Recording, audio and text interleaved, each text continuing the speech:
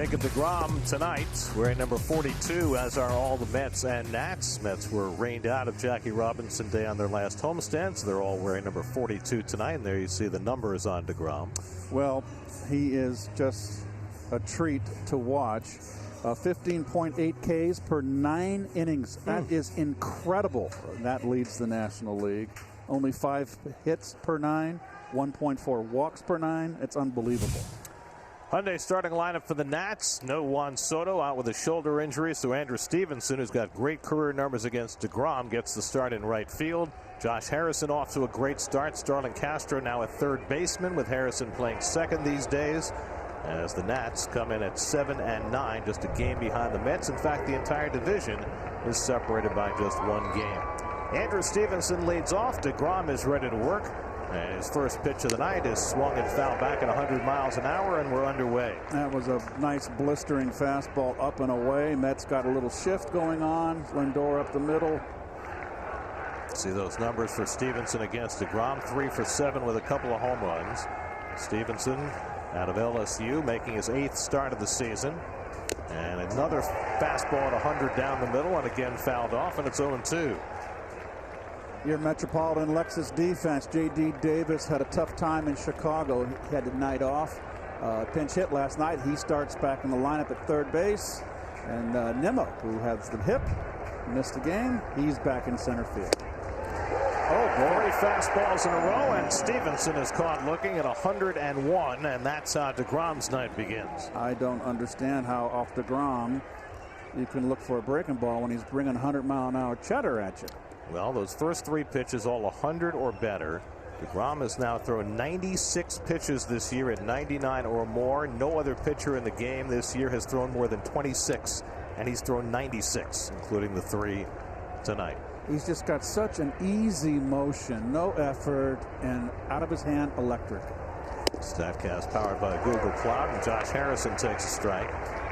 Harrison, second year with the Nats, and off to a great start, hitting .387, OPS over 1,000. And he fouls one back, and it's 0-2. And he's one of those hitters that is always a thorn in the Mets side. He's always had good series against the New York Mets. Harrison has made a change this year. He is splitting his hands on the bat, which you rarely see at this level of baseball. That's a serious alteration. Well, he had injury problems for a couple of years to his hands and to his legs. He's healthy now. Decided that the split of the hands would make him comfortable, and so far so good. He's hitting .387. He's hitting .407 with a home run, 11 for 27 against right-handers. 6 straight strikes for deGrom. This one's popped up foul, and that'll come back out of play. And deGrom just throwing an easy 100 early in this game. We've seen him early, Gare, this year, where he's come out just throwing good old country hardball in the first couple innings. Working with the extra day tonight after deciding to push it back. And he throws his first slider down. First pitch out of the strike zone, and it's 1-2. deGrom, with his last start, gave up just 3 unearned runs in 6 innings. Now has a lifetime ERA of 2.57. And he strikes out Harrison, and deGrom's got back-to-back strikeouts to start the night. Very tight slider, ahead in the count, starts out in the strike zone, and then breaks down low and away. Can't hit it. It's not a strike, but it's so tight, Garrett. It's hard to lay off. So deGrom's lifetime ERA is 2.57. Tom Seaver's lifetime ERA with the Mets was 2.57. Seaver 2.571, deGrom 2.572. It's that tight. And a nasty breaking ball to start off Trey Turner, 0-1. It got lost somewhat because Soto had such a great year last year, but Trey Turner was just magnificent in 2020. Hit .335 with 12 home runs. And deGrom throws him a couple of sliders and gets ahead 0-2. It's always interesting to watch Jacob start a game and see which pitch he feels he has the feel for. And it looks like the slider right now. Turner's able to make contact with the fastball and foul it off. So there it is. I mean, 2.571 to 2.572 with a good night tonight. DeGrom could move past Seaver and into the franchise lead for best career ERA. That's almost unfathomable. Turner breaks his bat as he grounds one to third. J.D. Davis on the move. Perfect throw to get the speedy Turner. And DeGrom has a 1-2-3 opening inning. Mets come to bat in the bottom of the first with no score. Back in there after missing the last two with a sore right hip. Jeff McNeil, great career numbers against Eric Fedde. And no Jacob DeGrom hitting eighth. First time a Met pitcher has hit eighth since 2018. And the last time a Met pitcher did it, it was DeGrom. Well, there's Eric Fedde, the fourth start of the year. You look at his numbers, only going not even 4 innings in his 3 starts, but his last 2 starts, he's gotten better and better. His last start, he struck out 9 in 5 innings. Here's Nimmo, who went 0 for 5 in the opening game in Chicago. He pinch hit last night and struck out. And the first pitch from Fedde is low and in for ball 1. It's the 4th career start against the Mets for Fedde, his 9th appearance. Last was in 2019. Didn't face the Mets last year. He's been in and out of the rotation now for 4 or 5 years. And he gets it in for a strike, and it's 1-1. He went to UNLV.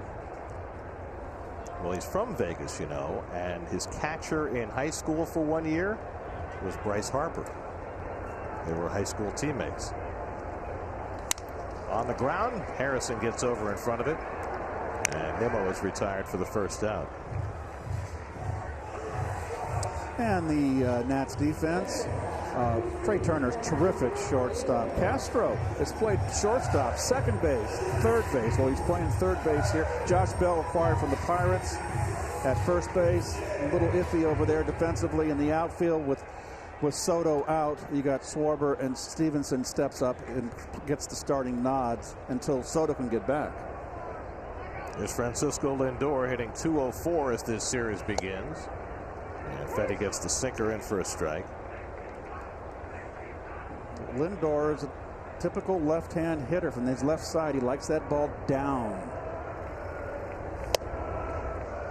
And he looks like to me, Gary, he's been struggling with that pitch belt high and up on the outside corner.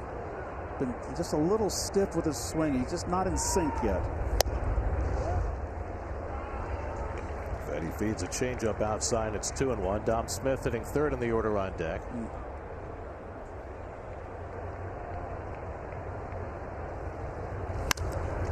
Another chance for Harrison. Ball comes up for him, and he throws out Lindor 2 away. Eric Fedde, 28 years old. First round draft pick by the Nats in 2014. Coming out of UNLV. Yes. This is his 50th career game spread over 5 seasons, his 38th career start. So he's never gotten traction as far as being full-time in the rotation, and he may not stay for long depending on the injury status of John Lester and Steven Strasburg. Lester's still on the COVID injured list, and Strasburg has just begun to throw again with a shoulder issue. Dom Smith takes a strike. Well, you see what Fedde is right now. That's his game. He is a sinker ball pitcher, sinks the changeup as well. Look at the defense on the pull for Dom. And he's gotten that's a terrible word, gotten. He's the first 2 hitters and the left-hand hitters in the lineup. He's got them to roll over. 4-3 on your scorecard. Got him. Got him. Here's the 0-2 coming to Dom. Changeup misses up and away, 1-2. Well, last year he was a great breaking ball hitter. So far this year, Dom's been murdering fastballs and not hitting anything else. It's kind of crazy in a small sample size. His swing has been a little more uppercut this young season than the last few seasons we've seen Dom, particularly last year. The same goes for McNeil, and it's made them very vulnerable, very up and in. Well, Fedde's been vulnerable to left-hand hitters. They've hit .348 against him so far this year. And Dom takes the breaking ball down, and it's 3-2. The left-hand hitter here, Garrett, if you're attacking Fedde, is that his bread and butter is that sinker. And where's he going to throw that sinker and changeup? He's going to throw it away. So you can sit on him on the outside corner. Pete Alonso on deck. And Dom got a piece of that cutter and fouled it back. That's a nice cutter right there from him. He's going to have to establish inside. Because you can't live on that outside corner all day long. And I'm sure we're going to get into that bullpen of the Nationals, who have more than a few, have 3 guys on the injured list. Well, the back of their bullpen is great, with Brad Hand closing games. They got Daniel Hudson, who's their bridge to Brett. And Tanner Rainey. Yes, Tanner Rainey throws hard. Those 3 guys each worked each of the last 2 games for Davey Martinez as they won low-scoring, well-pitched games against the Cardinals. Dom gets a breaking ball and hits it on the ground. That's Castro playing on the right side. That's a 5-3 putout. 3 ground balls for Fedde, and it's a 0-0 game after 1. Home runs fan of the game is Denise from Lake Placid, New York. Go to sny.tv/CHR to enter. Second inning, no score. Jacob deGrom threw 5 pitches, 100 or better in the first inning. Josh Bell leads off the second. The former Pirates swings and misses at a mere 98. And he was his swing was for a fastball that was 88. He was so tardy. So Sarah Langs points this out. She has the best esoteric stats. deGrom with his 500-mile-an-hour fastballs in the first inning. Last year and this, in first innings, he's thrown 33 pitches 100 or better. Nobody else in baseball has thrown more than 8, and he's thrown 33. The velocity is the stunning piece for deGrom. He was a dominant pitcher even before he was throwing 99 and 100 regularly. And now it's just added an entirely new element. And how it's happened and why it's happened at this point is fascinating for a pitcher who's going to turn 33 this summer. And he blows away Bell with a 100-mile-an-hour fastball, and that's his 3rd strikeout. I'll tell you what, Bell better dial it up a notch, or it's going to be a long evening. He was so late on all 3 fastballs, all up in the strike zone. So deGrom has now struck out 38 batters this year in his first 3+ starts. The Met record for strikeouts in the first 4 starts of a season is 38, and he's already tied it, and it's only 1 out in the second. Noah Syndergaard had the record, and deGrom has now tied it. Here's Kyle Schwarber, the former Cub. Schwarber had such a miserable year last year in the shortened season that he was non-tendered by the Cubs, picked up by the Nats to try and fortify the middle of their batting order, but Schwarber off to a slow start. It's really struggling against right-handers, Kerry, and you think that wouldn't be the case. 5 for 33 without a home run, 152. He's one of the many Washington players who missed time early, along with Josh Bell and others. 9 players they had to put on the COVID injured list and play without. That's drilled out to left field. Dom Smith had it played that way, circles in and makes the catch. Well, good positioning there, playing toward the line against Schwarber, and Dom was well set to make the play for the second out. Or you would think with a hitter like Schwarber, who's a power hitter and pulls the ball, that you'd never have a left fielder hugging that line, but I guess the charts show that he does use that left field line. And plus, you got a guy throwing 100 miles an hour. The charts were correct. Always give credit when there's credit to be given. 2 out here, Starlin Castro, 4-time All-Star who missed most of last season with a broken wrist after playing 162 games for the Marlins the year before. And Castro's done pretty well against deGrom. 11 for 36. That's a .306 average. Of course, he's always hit against everybody. Over 1,600 hits in his career. He doesn't walk. And he slams this one foul down the right side. 1-1. He's only got 1 walk this season. He's a guy that swings the bat.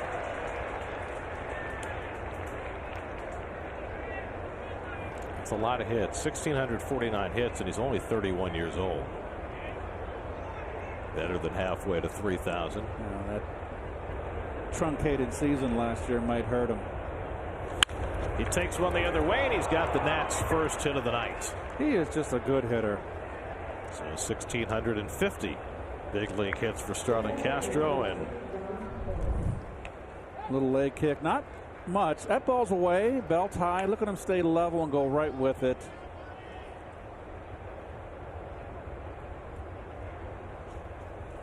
So Jake, who gave up just 3 hits in 6 innings in his last start, gives up his first hit in this one. First base runner for either side. And it brings up the catcher, Yan Gomes. Gomes in his 3rd year with Washington. And he's done well against DeGrom in very limited bats. 3 hits in 4 at-bats.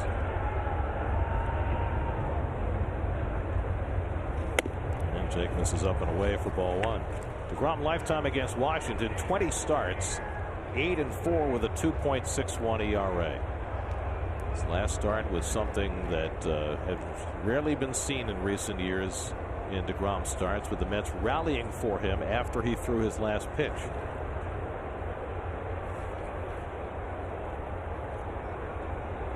It was only the 3rd time in DeGrom's career that he trailed when he threw his last pitch, and the Mets rallied to get him a win. It happened twice in 2015, his first full year in the big leagues, and it happened last weekend in Colorado. They owed him a few. His 71st career win, which is just an absurdly low number for the way he's pitched. And the slider just missed outside. Home plate umpire is Marvin Hudson tonight. He's also the crew chief. That ball missed. Good eye by Gomes right there. Here's Marvin.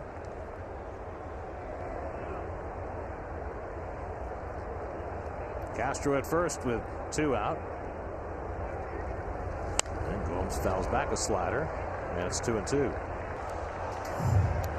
Gomes, now 33 years old, became the first player ever in the major leagues who was born in Brazil. Victor Robles sitting 8th in the order on deck. Gomes went to the University of Tennessee, drafted by Toronto. He's had himself a good career.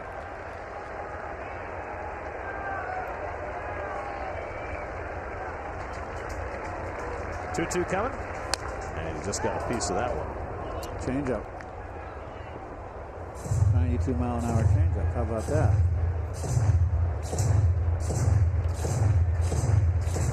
Pretty good at bat here by Gomes. Bad one. DeGrom has thrown the highest average fastball velocity among starters this year, the highest average slider velocity, and the 2nd highest average changeup velocity. Only Sandy Alcantara of the Marlins has thrown a slightly firmer changeup. It's a lot of velocity. 2-2, and he struck him out. 4 strikeouts in the first 2 innings for DeGrom. No score going to the bottom of the 2nd.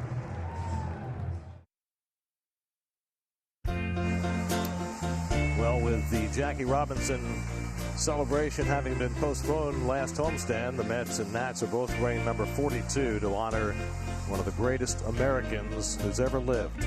Jackie Robinson, for whom the rotunda at Citi Field is named. His number emblazoned on the bases and on all the backs tonight. Pete Alonso's homered in each of the last 2 games. And those are the numbers for Jackie Robinson, but the numbers tell only such a small portion of the story. National League Rookie of the Year trophy has had his name on it for years. 2-0 to Alonso, who had a couple of tape measure blasts at Wrigley Field. And he has enjoyed feasting on the Nats. His career slugging percentage against the Nats is .717. That's good. In fact, the only player in the history of the Nats Expos franchise who had a higher slugging percentage against them was Jim Edmonds at .743.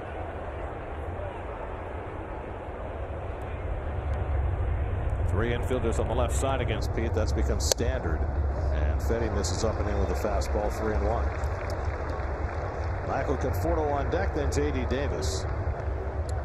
Fedde got 3 ground balls in the first inning. That's his stock in trade. Although he's been striking out more hitters this year. He goes away with the cutter and gets a strike, 3-2. He got a little anxious here, chased the slider. He's been pretty good this year. And so far in this at bat, he laid off pitches that were close. And he got 3-1, and he chased that slider. And now he draws his walk. And the Mets have their first base runner of the night.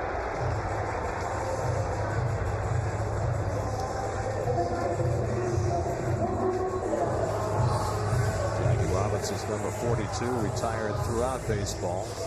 Has been since 1997. On the 50th anniversary of his debut, Martin Luther King said of Jackie that he was a pilgrim walking lonesome byways toward the high road of freedom.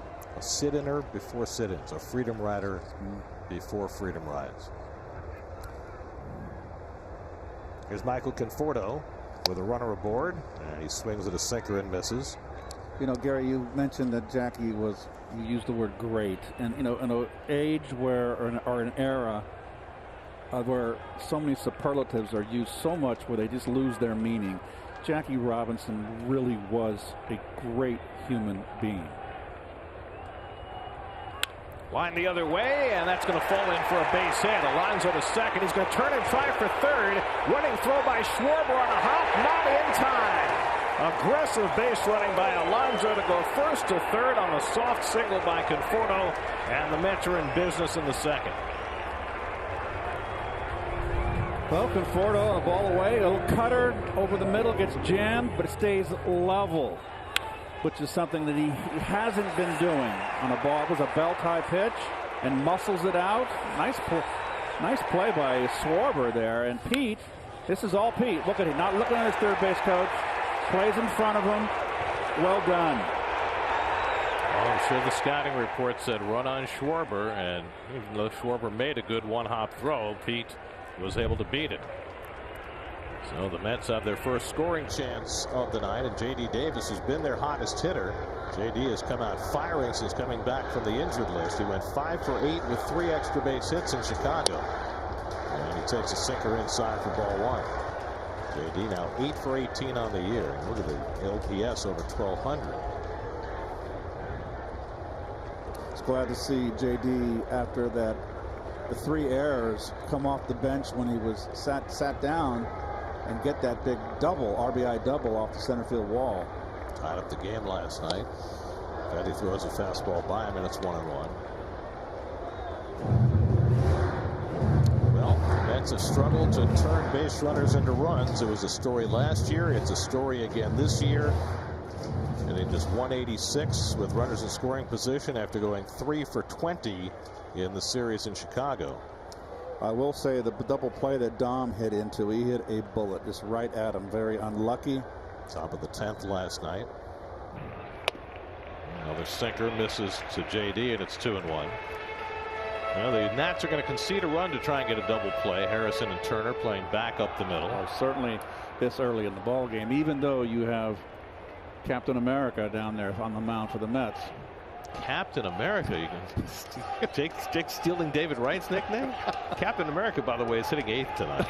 He's all ready to go. 2-2 now to Davis. Well, this is since the start of last year. The Mets have the best batting average in baseball since the beginning of last year. Overall, and with the bases empty, but as the situation gets more productive, the Mets get less productive. Well, the Mets are 5th in batting average in the National League at 239. Oh, they're averaging just 3.2 runs per game. Yes, they are.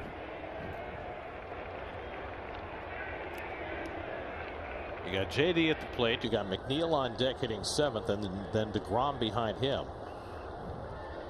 which I think is the downside of hitting the pitcher 8th. 1st and 3rd and nobody out. And J.D. hits a slow ground ball that'll go foul.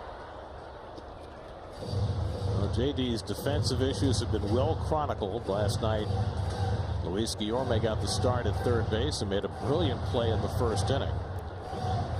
Luis Rojas remains confident that J.D. can improve at third base and at least be adequate so that he can keep his bat in the lineup. He's an important right-handed bat. The Mets have a very balanced lineup with him in it and being productive. Remember, it's part of the manager's job is to always speak about the player's psyche.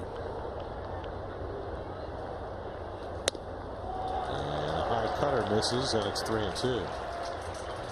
Remember the movie Bang the Drum Slowly? Yes. I think was it Vincent Gardenia who played the manager? Yes, he did. And yes. he was always saying, I have to decide, am I going to play my offensive catcher or my defensive catcher?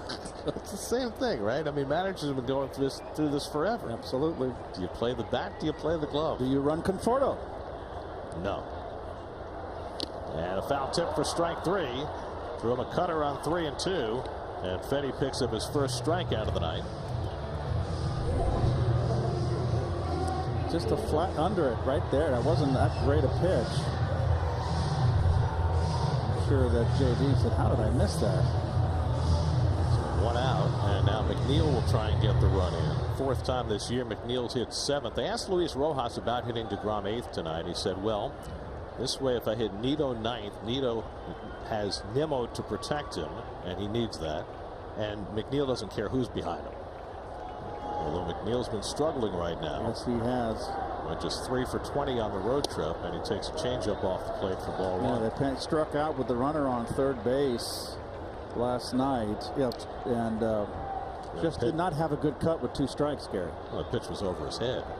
Well, it wasn't over his head, was it? I thought it was a little above, around the shoulder level of neck. It was hard to hit. Infield stays back looking for 2. Goose throw to first base by Fedde. Watch out with Josh Bell at first base. He's a bit of a liability for the Nats. They're working to try and get him to be adequate at first base.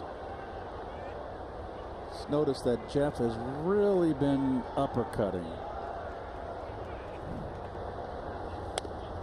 And that one misses up and away, 2-0. So I wonder for a pitcher in this spot, does it change the way you approach this hitter because you have the pitcher hitting 8th on deck? Not in this situation, Gary, because you don't want to be too careful and all of a sudden load the bases. And you got a pitcher hitting next that can swing the bat. Getting over 500. Got that right.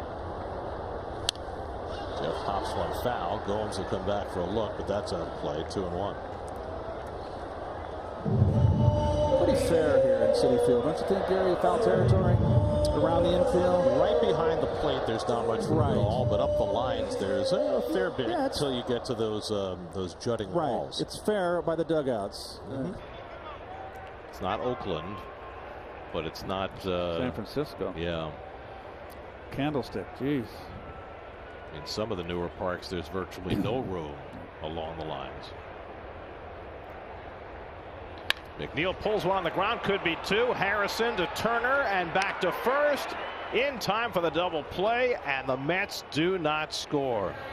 4-6-3 double play, and the Mets waste another opportunity.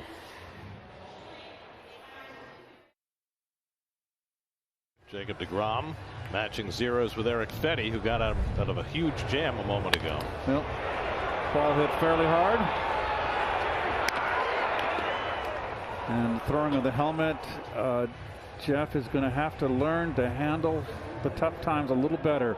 He is no longer a rookie. He is a guy that's had success. A lot of players looking to him as a veteran. Got to handle it a little better. I will say this, Keith. I think he's been reacting less this year. Yes, he has. Than in the past, but clearly that one frustrated him. So deGrom back to the mound with no score. Victor Robles leads off, hitting 8th in the order. He's been a much more patient hitter this year. Guy who in the past was just a free swinger. He drew 9 walks all of last year. He's already drawn 8 walks this year. What was it, 2 years ago he hit the 2 home runs to open the season off of Syndergaard, Gary, remember? He pitched, Syndergaard started in Washington. He hit a home run off him, and he came back to the Nationals around a week later and played here at Citi. In the first at bat, he hit a home run off of Syndergaard again. I forget, it was 2 or 3 years ago. Got a good memory. Well, it's hard to forget. And Robles goes around, and he's a quick strikeout victor for deGrom, who now has 5 for the night and 40 for the year. A new Mets club record for strikeouts in the first 4 starts of a year. He's got such a good slider, and he knows that it's hard to lay off the right-hand hitters. And it's a bait pitch, Garrett, and he's doing it on purpose. They're going to keep doing this, check swinging and missing. Why throw a strike with it? Now Eric Fedde takes a strike. Well, DeGrom has racked up back-to-back 14 strikeout performances. There have only been 2 pitchers in history who have ever had 3 consecutive performances of 14 strikeouts or more. Pedro Martinez did it in 1999. Garrett Cole did it in 2019. And DeGrom's off to a fast strikeout start tonight. By the way, he's also passed Seaver for the best ERA in Mets history. Coming into this inning, he was at 2.568. Seaver at 2.571. That is amazing. And just off the plate to Fedde at 100 miles an hour. And there's the record for strikeouts in the first 4 starts for the Mets. Syndergaard and Pedro shared that mark. Now obliterated like just about every other mark before DeGrom. Well, Fedde takes the slider out the plate, and it's 2-2.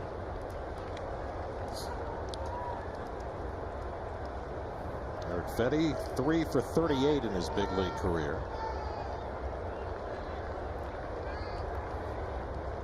Well, he's got to feel fortified after getting out of that jam. And that was an ugly hack. Oh boy. 6 strikeouts first time through the batting order for DeGrom. 2 out in the 3rd. That's worthy of a replay.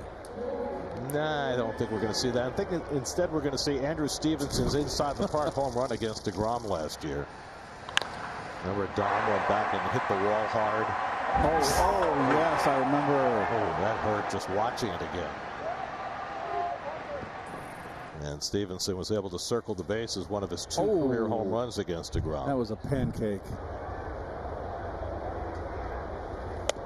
So how many hitters have had 2 home runs against DeGrom? There are now 5 of them, including Stevenson. The others, Victor Caratini, Mitch Garver, Mark Teixeira, and Giancarlo Stanton. Had 2 home runs in a game against DeGrom. Stevenson took a call, 3rd strike, his first time up tonight. And goes after the changeup and misses. 1-2. Excuse me, folks. That was also, Gary, the game that really kind of knocked DeGrom out of the Cy Young running. Yeah, he was right there until that start in mid-September.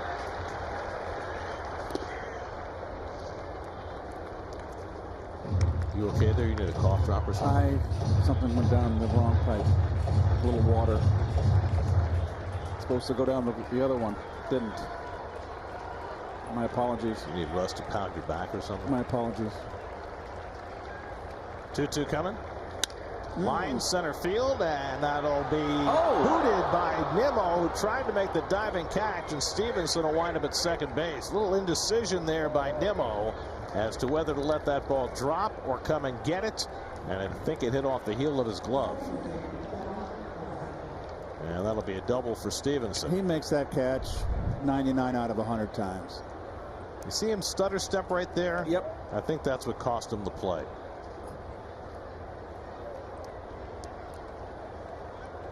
I think he may have gone on his heels and the ball started, the bouncing ball. Well, you got to stay on your toes so the ball doesn't bounce, right?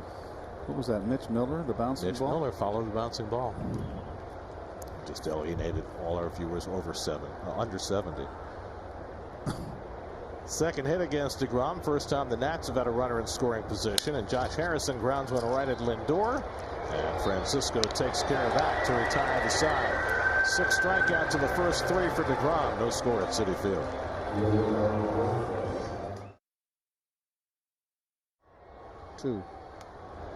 Home 3rd inning. Jacob DeGrom hitting 8th in the order, leads off against Eric Fedde and fouls off the first sinker. DeGrom has a 4-game hitting streak dating back to last year. The last 5-game hitting streak for a Mets pitcher came 21 years ago when Mike Hampton put together a 5-game hitting streak in the 2000 season. Hampton could hit. He was an athlete. He could field his position. The only thing he didn't do for the Mets was hit a home run, and then he went to Colorado, and I think he hit 7 in 1 year. DeGrom is 4 for 7 to start the year. First time a Met pitcher has hit 8th since 2018, and DeGrom was the last to do it. Tomas Nido hitting 9th. DeGrom has his career average up to 196. You get to 200 as a pitcher, you're doing well. The curveball in for a call, strike 3, and DeGrom didn't think so. Well, DeGrom is saying, okay, give me those two now. That one, yeah, let me have them. Keep calling it. Download the MLB app to get in-game video highlights, live pitch-by-pitch, breaking news, player updates, stat leaderboards, and more for your Mets. I said DeGrom's hitting streak went back to last year. Of course, it went back to 2 years ago since pitchers didn't hit last year. And they may not hit next year. That remains to be seen. Tomas Nido, 1 for 6 this year, just his 3rd start of the season. James McCann caught all 3 games in Chicago. Tomas has got to be happy with the 3 starts he's gotten this far, and we're not out of April yet. He was rained out of another start. Yes, he was. That's right.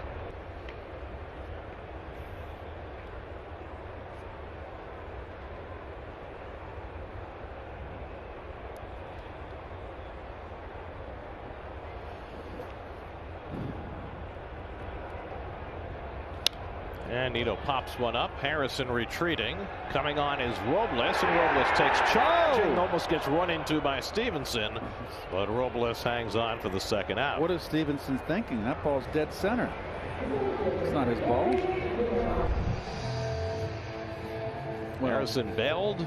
Stevenson did not. I mean, it's not like there are 40,000 people here.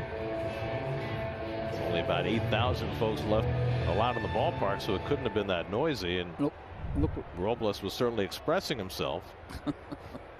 Yola Tango. You know the Elio Chacon story, right? No. Ralph Kiner used to tell all the time. No. Richie Ashburn with the 62 Mets was playing center field, and every time he said, I got it, I got it, Elio Chacon, who was the shortstop, ran into him. So he went to one of his Spanish-speaking teammates, and he said, how do you say I got it in Spanish? And he was told Yola Tango. So the next time there was a pop-up to shallow center, Richie comes in, he yells Yola Tango, and Elio Chacon stops dead in his tracks, and Gus Bell runs into him from left field. How funny. You know, tango is really to have. Tenir is the infinitive, which means to have. Tango is the I have in Espanol. And you know, there's a band that took its name from that story. New York band called Yola Tango. Big Met fans. 12 straight strikes for Erick Fedde. He's living right in the 2nd inning. Gave him a walk and a hit. That's at 1st and 3rd and nobody out, but struck out J.D. Davis. Got Jeff McNeil to ground into a double play to keep this game scoreless. Nimmo now hitless in his last 7 at-bats after a brilliant start. And he hits one slowly on the ground, charging Castro, throwing on the move, and he gets him by a running stride to end the inning. 1-2-3 for Fedde. That'll send DeGrom back to the mound with no score. Turner hitting 3rd in the order with Juan Soto out of the lineup. Those are the career numbers for Turner, who had himself an extraordinary year last year. Turner broke his bat and grounded out to 3rd base his first time up. DeGrom's given up 2 hits over the first 3 innings.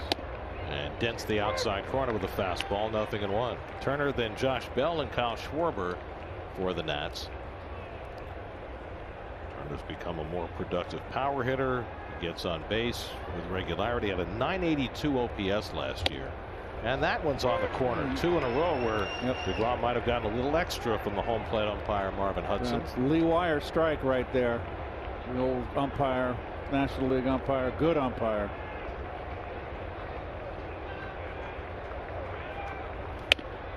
Tries to get a little bit more outside, but Marvin was not biting at that one. You got an umpire start calling those, widening that strike zone off a guy like DeGrom. That makes it doubly tough. And the slider strikes him out. Masterfully done by DeGrom for his 7th strikeout over the first 3 1/3. He's halfway to 14. I think it was the changeup, Garrett. It was 93. I don't see a circle. It was a change. Doesn't usually throw the changeup that hard. He's thrown 2 that I saw at 92. That had no circle on the backside of the ball, which would have indicated a slider. I think it was a cambio. There's Josh Bell, who struck out his first time up. On that slider in on him, 0-1. Bell had a great year in 2019. He was an all-star with 37 home runs and a .936 OPS, but really fell off last year in the shortened season. He lifts this one out to center, and Nimmo barely has to move for it. And there are 2 out. Well, last start, for the second straight start, DeGrom struck out 14 and got 7 on the fastball, 6 on the slider, 1 on the changeup. He still has not thrown his curveball this year. I think that's his least effective pitch. It's just when he sprinkles in once in a while. Ronnie used to do that. You know, John Harper had a great story on SNY.TV today. He talked to Al Leiter and some scouts about DeGrom and how well he's going to age. And Al made the point that at some point in his career, when he's not throwing 99 anymore, that Jake will start throwing his curveball more, and that it'll be a really effective pitch for him. I agree. The great ones, because of their intellect, know how to adjust as their skills diminish. Schwarber fouls back a fastball, and it's 0-2. Guys, that exact thing that Al Leiter said is what Jeremy Hefner said to me as well about DeGrom's curveball, that's going to be a really effective pitch for him as he ages. And again, I think I said this on the first broadcast of the year, but that curveball, according to Hefner, is an elite curveball in the league. It's just his other pitches are so otherworldly, he doesn't need it at this point. And I think that's true. I've always liked his curveball, but, you know, when you have 3 other pitches the way Jake does, who needs it? Schwarber flying out to left his first time, and Dom again is playing him toward the line. And he tries to hold the swing. He stopped it in time. I agree. David Rackley, the third base umpire, with the call. Good pitch. 0-2. He held. I've seen less than that called. 1-2 coming. And he buries one at his feet. 2-2.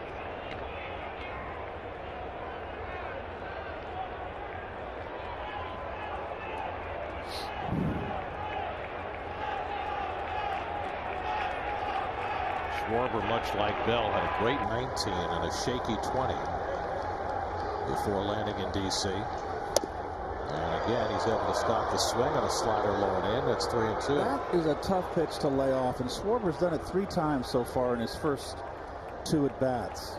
And you think a guy like Schwarber, who's a power hitter, would fish after those hard-breaking balls down in and out of the strike zone. So he's had a pretty good eye. And he goes down on the changeup. And that time DeGrom gets his 8th strikeout. 8 Ks in 4 innings for the DeGrominator. No score as we go to the bottom of the 4th. Been completely dominant again tonight. No walks and 8 strikeouts. That makes 3 walks and 43 strikeouts to start the season. Now the Mets will set about trying to get him a run. Second time through the batting order against Eric Fedde, who's now thrown 14 consecutive strikes. Francisco Lindor grounded out to second base his first time up. And Fedde finally misses with 1. A ball and a strike. Dom Smith on deck, and then Pete Alonso against the ground ball specialist Fedde, who's already gotten 6 outs in the first 3 innings on the ground. Doing a little differently than DeGrom. He throws the cutter by Lindor, and it's 1-2. See that ball above the belt, out over the plate, outer half of the plate, been giving Lindor trouble.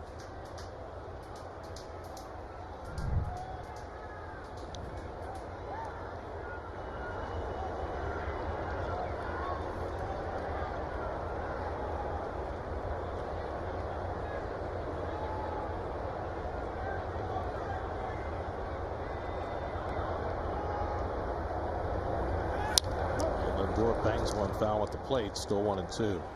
You know, the draft is a crazy thing, and you just never know how things are going to happen over the years. Eric Fedde, pitching tonight for Washington, was the Nats' first-round pick in 2014, the 18th pick in that draft. In the Nats lineup tonight, they have 3 first-round picks from that draft. Kyle Schwarber was the number 4 overall pick, and Trey Turner was also taken in that first round. Schwarber by the Cubs and Turner by San Diego. And, you know, the funny thing is, you look at that 2014 draft, the top 2 players in that draft have not played in the big leagues. Lindor hits a chopper behind the bag at second to Turner, and he throws him out 1 away. The number 1 pick in that draft was Brady Aiken by the Astros. The number 2 pick was Tyler Kolek by Miami. Neither one has played in the big leagues. The 3rd pick in that draft was Carlos Rodon. And then Schwarber 4th. The 5th pick in that draft had not played in the big leagues until he was called up today. Nick Gordon, a shortstop taken by Minnesota, just called up by the Twins today, 7 years after that draft. So it just goes to show the vagaries of trying to predict, especially high school talent, when you get to draft day. Dom Smith hits one right into the shift. Castro bobbles it, but still has plenty of time to throw him out 2 away. Watch SNY Mets games on any device. Just visit SNY.TV or download the NBC Sports app today for live streaming coverage of every SNY Mets game. Well, Lindor and Dom Smith have done the first 2 at-bats. Lindor 4-3. Smith 5-3 on the right side of the infield. They're rolling over on the sinker changeup of Fedde. Now Alonso drew a leadoff walk in the 2nd inning. He takes a cutter up high for ball 1. Pete is, I think, one of the most dangerous hitters that has come down the pike, Gary, from my day of playing. And he has to get a pitcher's attention. And he takes a rip, and you cannot make a mistake. His 2 home runs on the road that he hit were hanging sliders. You cannot make a mistake to Pete. And Pete's been staying very disciplined. He does chase on occasion, but he's very focused. And boy, oh boy, he takes a cut. He is a quintessential cleanup hitter. And when he hits it harder than anybody. His average exit velocity this year is 2.5 miles per hour harder than anybody else in the game. He's at 100.3. Aaron Judge is second at 97.8. That's a big difference.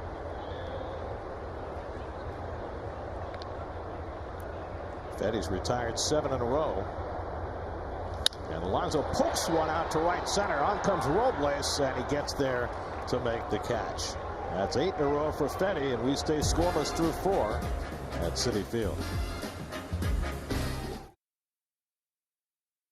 DeGrom, 8 strikeouts, including this changeup to get Kyle Schwarber. Watch the movement, folks.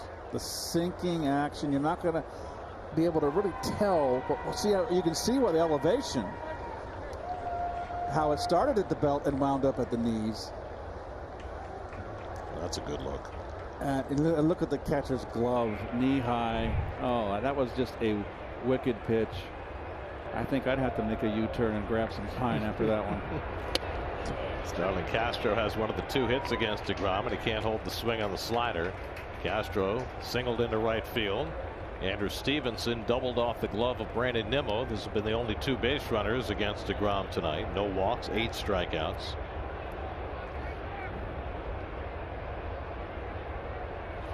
And another good slider to get ahead 0-2. So with the 8 strikeouts tonight, DeGrom has 43. This is his 4th start. The record for the most strikeouts through 4 starts to start a season, the major league record, is 48. He's 5 away from that. And he strikes out Castro on 3 breaking balls. 9 strikeouts for DeGrom, and he just keeps on rolling. Boy, he made Castro look sick. It's a baseball term. You come in and you go, boy, he made me look sick.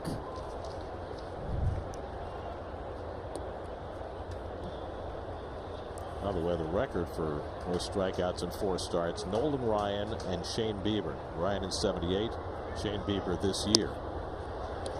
78, Ryan, would have been with Texas or the Angels, Gary? Texas? Max Scherzer comes off a terrific start against the Cardinals day before yesterday. Speaking of strikeout artists, moved up to 21st all time. Into the shift off the bat of Gomes, and there's Lindor to sweep up. And there are 2 out. So with his 9 today, Jake now has 44, which ties the National League record for most strikeouts in the first 4 starts of the year. Tied the record set by Randy Johnson with the Diamondbacks in 1999. Ryan was still with the Angels in 78, by the way. Okay, thank you.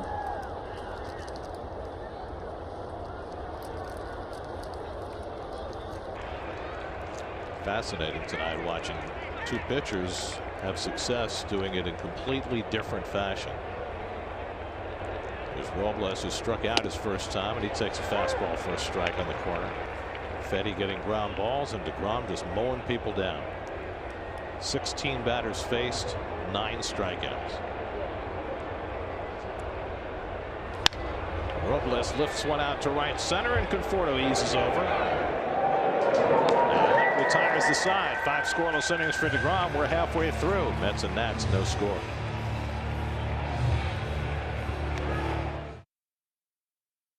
Presented by Spectrum Mobile. Express your opinion at SNY.TV/vote-game. Should the Mets prioritize offense or defense with their everyday third baseman? There's a pretty clear choice right now.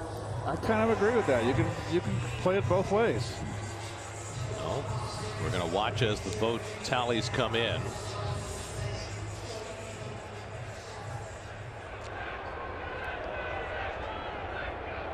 Well, we know what that guy voted for. He's an offense guy. Michael Conforto leads off. He has the only Mets hit in this game against Eric Fedde. And he takes a cutter for a strike. Michael had a soft line drive into left that chased Pete Alonso from first to third. Mets had a prime scoring chance but could not convert, and they haven't had a base runner since. Fedde's retired 8 in a row. Conforto hits one foul off the left side. 0-2. Conforto, then J.D. Davis and Jeff McNeil for the Mets in the home 5th. Mets are averaging just 3.2 runs per game. They're 4th in the league in on-base percentage, which is good. They are 14th in the league in slugging percentage, which is not. Mets are hitting more than their share of ground balls this year. If you believe, there's strike 3 call. Got him looking at another cutter, and that's the 3rd strikeout for Fedde. And you tip your hat on a pitch like that, okay? I mean, that is just a really, really good pitch. And that's just nipping the backside of that ball is hitting the outside corner. And I shouldn't say backside, but that was just a wicked pitch. So here's JD, who struck out his first time up. If you believe in launch angle as being a predictor of offense, the Mets are last in the National League in launch angle. In other words, they're hitting more balls on the ground and out of the air on average than any other team in the league.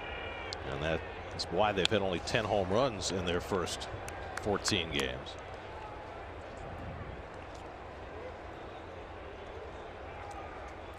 Well, J.D. Davis 2 years ago set a Mets club record with the highest OPS at home in club history.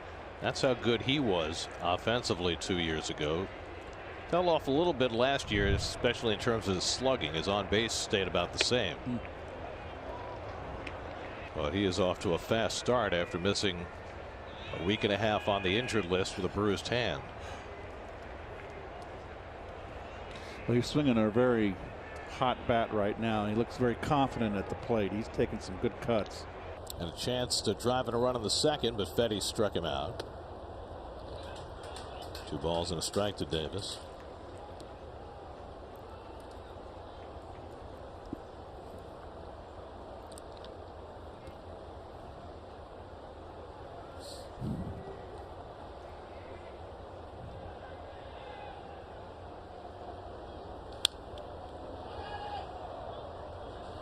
Two and two to Davis.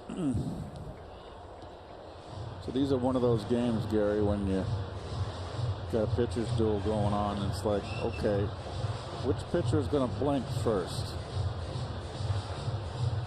It seems like every game is like this when Jacob DeGrom It is pitching. sure does. You can't describe it. Well, you can, but it's real.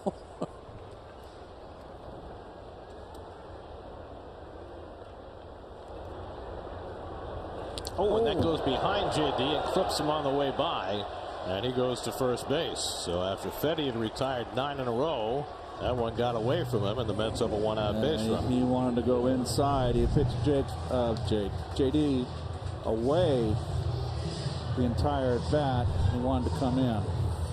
He's got him on the back of the leg. So now Jeff McNeil, who fired his helmet in anger after grinding it into a double play to end the second.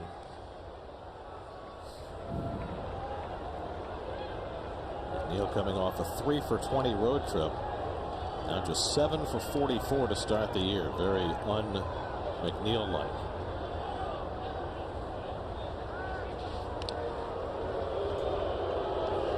Do we even have to bother with the Spectrum high-speed pitch tonight? I mean, when DeGrom pitches, it's a walkover. 101. Silly millimeter longer. Almost like the tortoise in the hare. I mean, 95 is no slouch. You can't. That's an above-average big league fastball. That's right. So you can't call Fedde the tortoise. But you can. No, he's just a slower hare. Jake could be the cheetah. Did you see the bunny dressed up in the bow tie last night at the Marlins-Giants game? No, I did not. Yeah. Didn't look like a very fast bunny, but maybe that's what you should be comparing Fedde to, as opposed to the hare, the bow-tied bunny. 0-2 to McNeil with DeGrom on deck.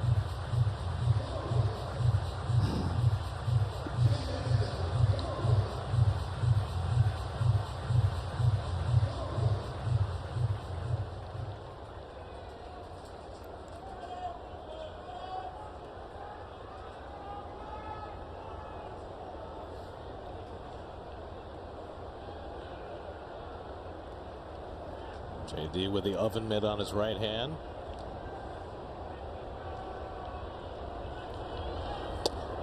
And the changeup misses. A ball and 2 strikes to McNeil. Fedde's been looking good. He looked good in his last start against Arizona. He struck out 9 in 5 innings and gave up only 1 run. And here he is pitching in the 5th inning again, and he's not given up any runs. Threw 95 pitches in 5 innings in that game, so he's been more efficient tonight. 1-2 coming. And McNeil taps one foul at the plate. Another changeup from Fedde. Jeff has just been out in front. He's really having a tough time with it right now.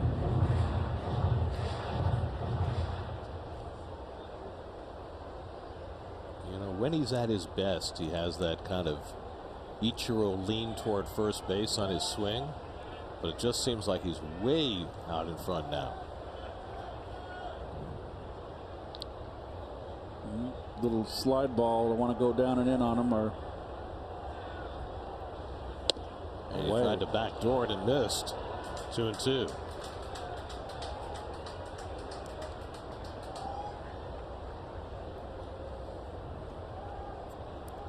Eric Fedde making his 4th start of the year. He made 8 starts last year for the Nats. Filling a spot in the rotation with Strasburg and Lester out. That's pulled, foul. John Lester's yet to pitch for the Nats after going on the COVID list along with 8 other Washington players right at the beginning of their season. And Strasburg out with a shoulder injury. Patrick Corbin had been struggling until his last start. We'll see Corbin on Sunday. And Scherzer's been Scherzer. He's pitched great. 7th pitch of the at bat coming. And that's sliced foul. Joe Ross is the other Washington starter, and he's been up and down. We'll see him tomorrow against Marcus Stroman. Ross got off to a hot start, and then he's been kind of struggling his last couple starts. I believe he gave up 4 home runs in 1 game. I mean, starting pitching has been the bread and butter for Washington. That's how they won a World Series in 2019. It was with the big time starting pitching. And McNeil lays off the changeup, stopped it in time, and it's 3-2. So McNeil fighting his way back into this at bat after falling behind 0-2. Here you see the City probables. Both tomorrow and Sunday's games are on picks. 4:05 start tomorrow, 1:10 start on Sunday. Marcus Stroman going for his 4th win. He has been just magnificent. That game Sunday against Colorado was one of the most entertaining games we've seen in a long time. Stroman pitching against the Rockies, winning 2-1 at Coors Field. You don't get too many of those. This will be the 9th pitch of the at bat coming from Fedde to McNeil. 3-2 change. And he missed with it for ball 4. So after getting ahead 0-2, Fedde loses McNeil to a walk. His 2nd walk of the night, and the Mets have 2 men on. Now time for a word from Home Depot. Rental has everything you need to go the distance, including tools, trucks, and equipment, some with job site delivery. So Fedde's put himself in a bit of a spot here. Scoreless game in the 5th. They hit batsman on a walk and put 2 men on. Jacob deGrom, the batter. Can't imagine they'll ask him to bunt, but the Nats have Castro in on the grass at 3rd just in case. Bell playing back at 1st. He'll be swinging the bat. I think so. And he fouls one off his back. 0-1. Jacob took a call 3rd strike his first time up.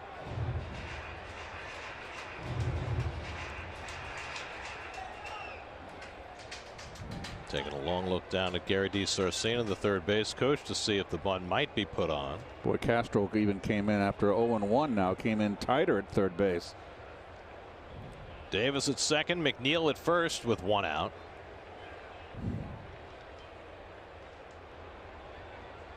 And Jake slashes one to left field for a base hit, and that'll bring in the game's 1st run. Davis scores. McNeil to 3rd. He'll be held up there. Opposite field double for Jacob deGrom, and the Mets have a 1-0 lead.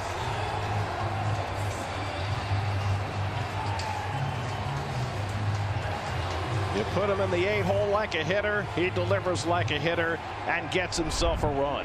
Look at this. Cut and slash. Belt high, level. He had pulled off the first at bat in his first swing and the 2nd at bat, and then he went down the left field line.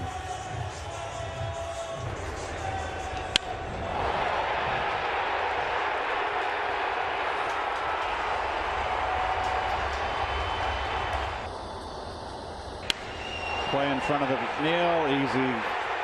Thinking maybe he can score. First extra base hit of the season for deGrom, who gets a run for himself.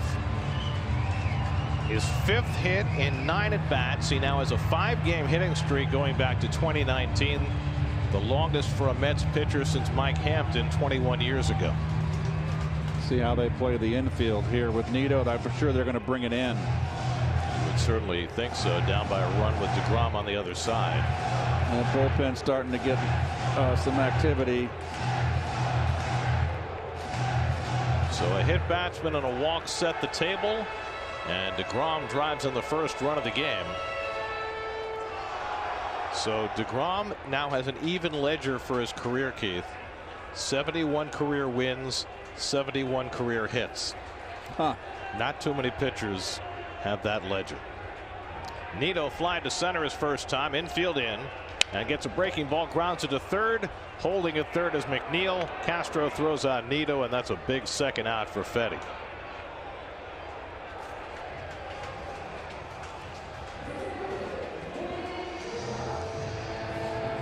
Doug Williams and Andy Martino take a look at J.D. Davis's defensive issues at 3rd and debate whether Luis Guillorme should get more playing time on the latest episode of the Shea Anything podcast presented by Verizon. Subscribe wherever you listen to your podcasts.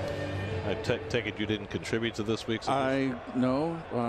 I was shunned. Your picture is still featured prominently. They're playing off your fame. Hurt my feelings.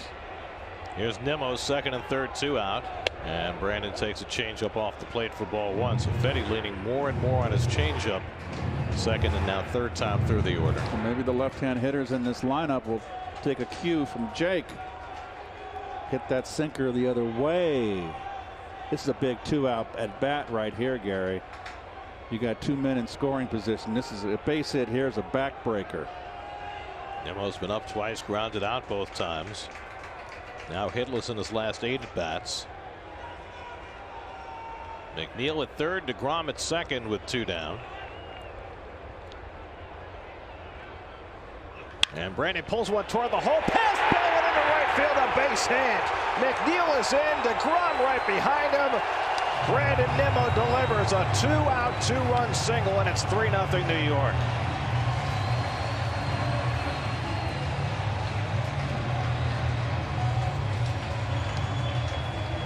Well, they're want to come inside. Breaking ball didn't get in enough. That is a big hit. Maybe DeGrom will have ignited this lineup with men in scoring position if DeGrom runs well. He's a baseball player. Hits, runs the bases. So Nimmo snaps that 0 for 8, drives in his 5th and 6th runs of the year, and gives DeGrom a little breathing room. Well done, Brandon. Still nobody throwing in the Nats bullpen. Surprised. They were moving around, but nobody's gotten up. 78 pitches for Fedde, who threw 95 in his last start. Nimmo at first has 2 steals this year. And Lindor hits a shot toward the middle. That's a base hit. Nimmo around second. He'll go on to third. And so the inning continues with Lindor banging one up the middle. 3rd hit of the inning for New York. And a chance for Dominic Smith with runners at the corners.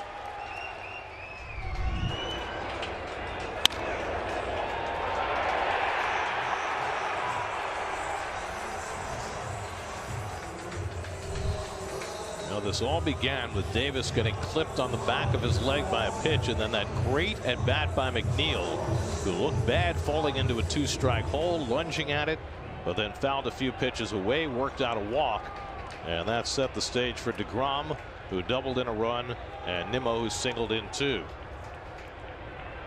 Now it's Dom, who twice has grounded out to the right side, and he fouls back the changeup, 0-1.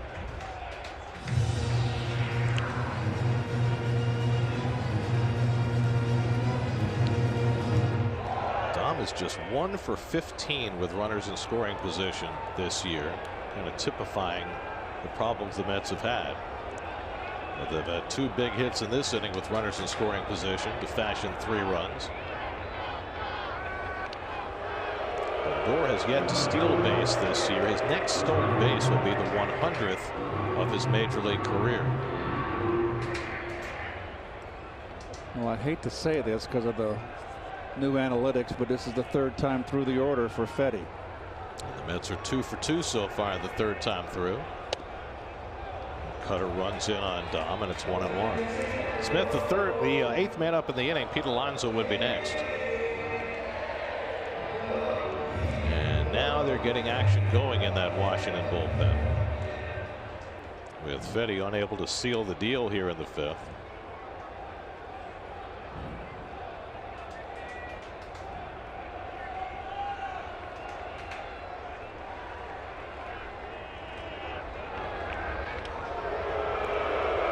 Down to the bullpen with my binoculars to see who was warming up, and I saw it was number 42.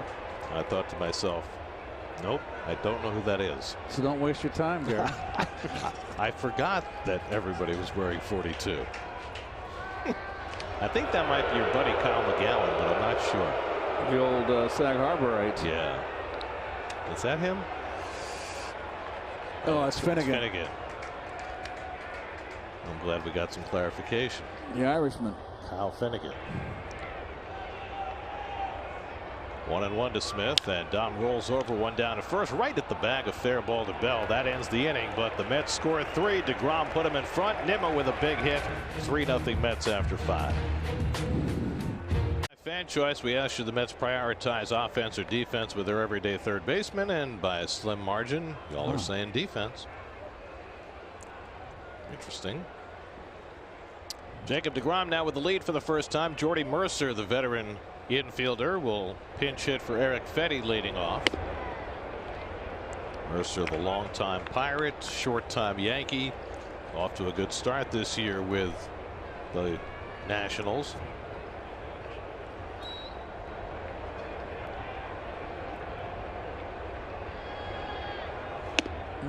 Up and in. So Fedde kicking himself after a rough 5th inning. After putting together 4 terrific innings. The hit by pitch and the walk.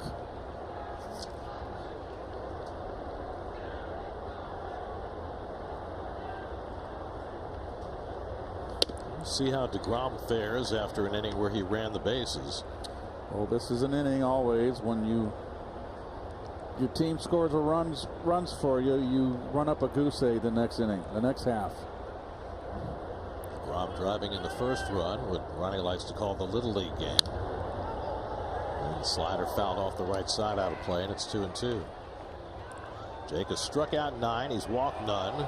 He's retired the last 7 hitters since Andrew Stevenson's double off Nimmo's glove in the 3rd.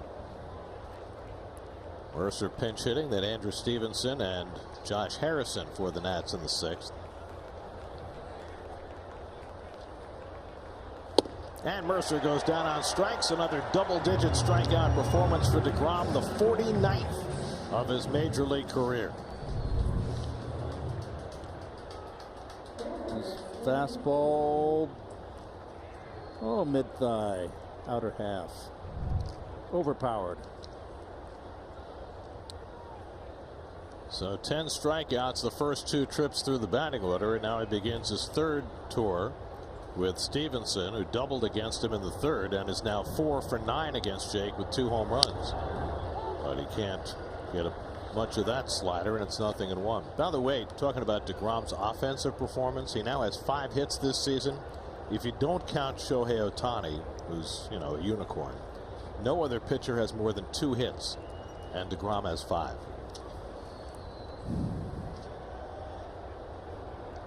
Jake's turning into a bit of a unicorn in his own right.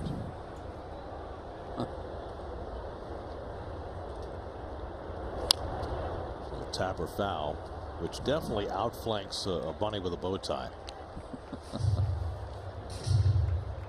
He is simply amazing.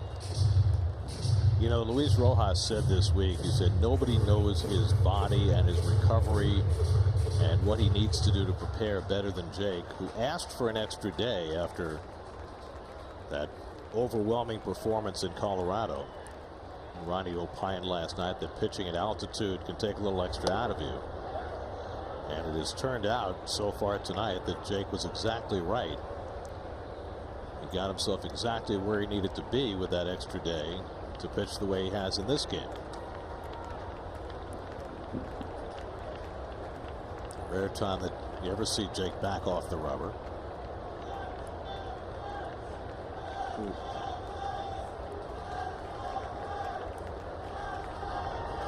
1-2 coming to Stevenson.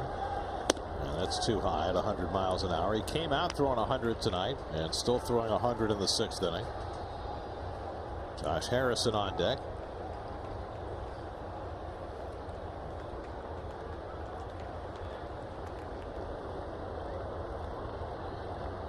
And Stevenson down swinging at 100-mile-an-hour gas. 11 strikeouts for Jacob DeGrom. Second time he's gotten his nemesis Stevenson.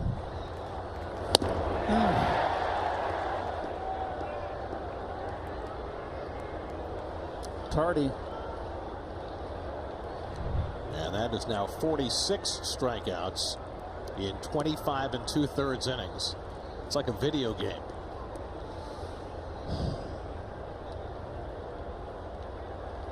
Now Harrison, who has struck out and grounded out.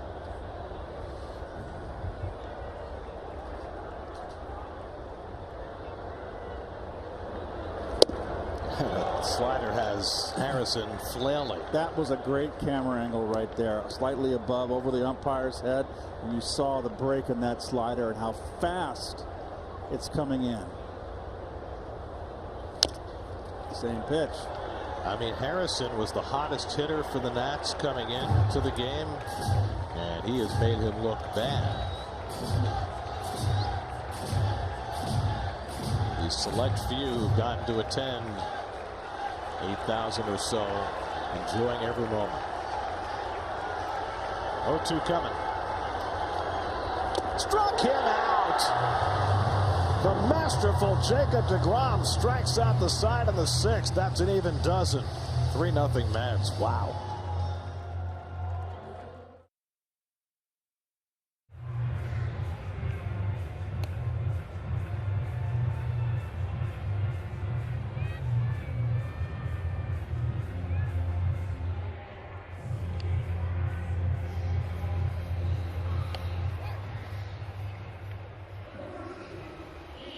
Thanks, Janae. Jacob deGrom, 6 innings, 12 strikeouts, only 75 pitches to get to 12 Ks. It's just amazing what he is accomplishing right now. Well, we're going to give you, here they go. The beat goes on. Fastball in. Goodbye. Slider. Fastball upstairs. Slider. Slider down and away. Another slider. Changeup. Changeup. So you saw a little bit of everything. A kaleidoscope of pitches. 47 strikeouts, 3 walks in his first 4 starts, and he's got more in the tank tonight. Pete Alonso leads off in the 6th. Kyle Finnegan in to pitch for Washington. And throws a fastball for a strike to Alonso. Finnegan had a terrific year last year. And we liked his stuff the moment we saw him. 29 years of age. It took him a long time to get to the big leagues, but he was very effective last season. A long time in the Oakland organization. This is his 8th appearance of the season. Pete walked in the 2nd, fly down in the 4th. 0 for 1. Mets scored all 3 of their runs in the 5th. deGrom drove in the 1st. Nimmo drove in the next 2.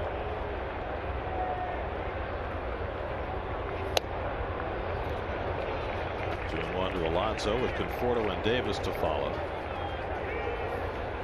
Finnegan last year in 25 relief outings had 21 of those outings scoreless. So that's a heck of a year. See the full shift against Alonso, which has become standard, and he goes down swinging on a high fastball. Check it, it's the 2nd strike. 2-2. Pete's hard on himself. He just gets mad at himself. You can just see him. What am I doing swinging at that pitch? Well, as you noted earlier, he is chasing less this year, particularly chasing less against the bad breaking balls. But the high fastballs are still tempting. And the breaking ball popped up. Castro with plenty of room to get under it. 1 out. Michael Conforto coming up. Let's check in with Steve. Well, guys, as you watch Pete Alonso trot back to the dugout, take a look at his cleats there. Special Jackie Robinson tribute cleats that a number of players are wearing today from Nike. On the ankle straps, they have 2 of Jackie Robinson's most famous quotes. One, there's not an American in this country free until every one of us is free. And the other, a life is not important except in the impact it has on other lives. Words resonating as much today as ever. Here's Michael Conforto, who's 1 for 2. Had an opposite field single in the 2nd. Again, if you're wondering why the Mets are wearing the 42s on April the 23rd, it's because they got rained out the day they were scheduled to play on Jackie Robinson Day.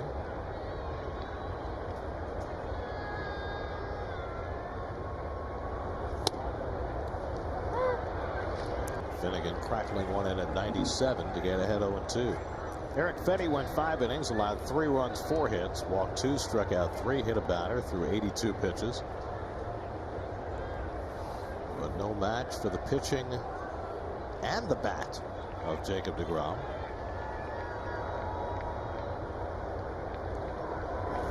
I mean, we called it a Little League game. That's Ronnie's phrase.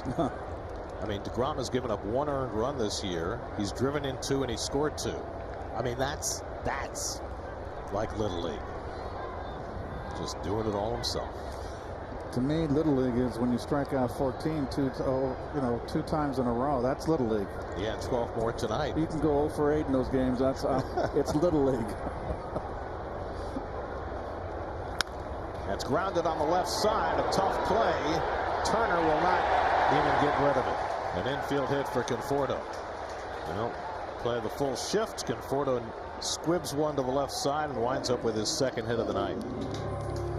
Well, he's got a bloop and a bleeder, and he'll take him. It's been a struggle for Mike. And there's your shift that works.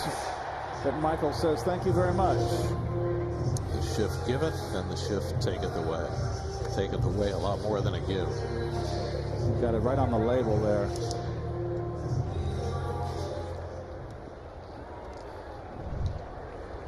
So the Mets have a one-out base runner. Now J.D. Davis got things started for the Mets in the fifth when he was nicked by a pitch. Came in to score the first run.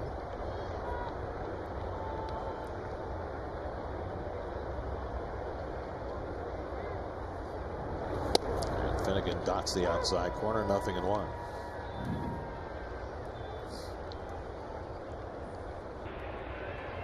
Mets starting a 5-game homestand tonight, 3 with the Nats and then 2 with the Red Sox next week. They also have off days Monday and Thursday, and because of that they made a move today and sent Joey Lucchesi, their 5th starter, down to the alternate site. Brought up an extra bullpen arm, lefty Stephen Tarpley. Really, the schedule worked against the Mets. They need to play every day. They've had so many rainouts and off days, scheduled off days, and they need to play. No question. But this way they get to go with a 4-man rotation for the next couple of weeks. They're going through a stretch here with a lot of road games, I believe, Gare. Well, once they get done with these 5, they will have a ton of road games coming up, starting in Philly a week from tonight. Can't believe they're making a second trip to Philly already. It's unbelievable. Too high to JD, 1-2. Anyway, Lucchesi is an interesting case because, you know, his spot is tenuous anyway, depending on how quickly Carlos Carrasco can come back. Carrasco is going to throw probably a 5-inning stint his next start, whether that's in Florida or at the alternate site in Brooklyn. But he's getting that much closer to coming back. You've also got Lugo over the horizon too. And Syndergaard. Yep. Well, Syndergaard's a little bit, I think, you know, a little bit further. Broken bat, fly ball. Yeah, that'll be in June. Lugo and Carrasco should be back sometime in May. JD goes back for a new stick. And out of those 2 guys coming back will be a big shot in the arm for the Mets. But if the Mets do use Lucchesi again, what Luis Rojas said today was that he liked what he saw last night with Lucchesi going fairly short and then Sean Reed-Foley picking up for him. It's kind of a piggyback situation. I mean, Reed-Foley was just outstanding his first time out. You can't always map it out. I mean, you got your bullpen's going to have to come in, and when you know that when you got Lucchesi out there, it's going to be a bullpen day.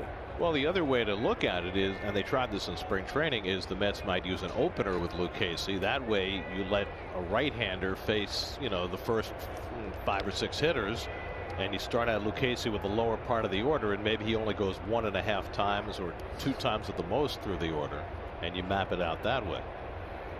All things that they're thinking about if Lucchesi gets back in the rotation.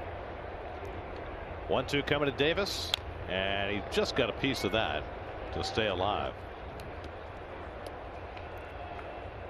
But the top of the Mets rotation has been awfully good. I mean, DeGrom and Stroman between them, both with ERAs under 1.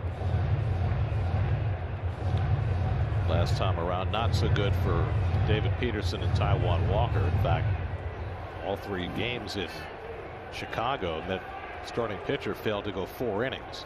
So it's even that much more valuable to have DeGrom tonight going deep into this game. And Davis takes a fastball up and in, and it's 2-2.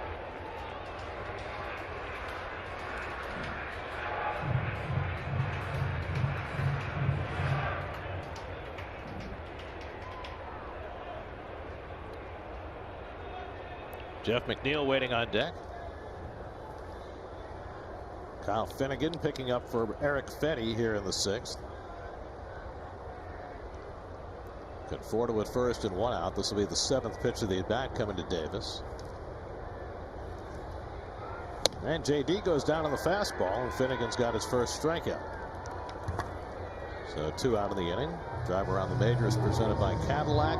Round 2 of Dodgers versus Padres after another gem last night. Padres winning 3-2.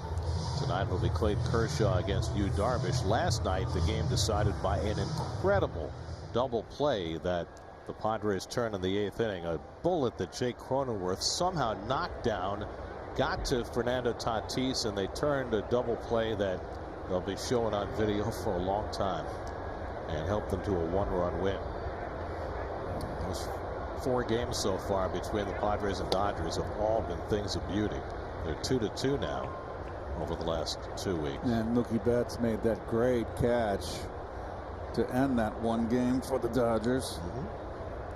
The Dodgers have had their way, but so far with the Padres have made a ton of errors.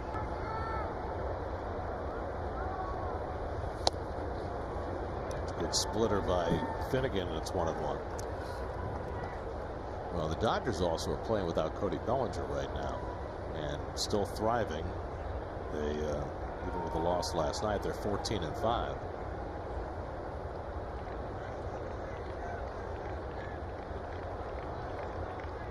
One and 1 to McNeil. DeGrom would be next.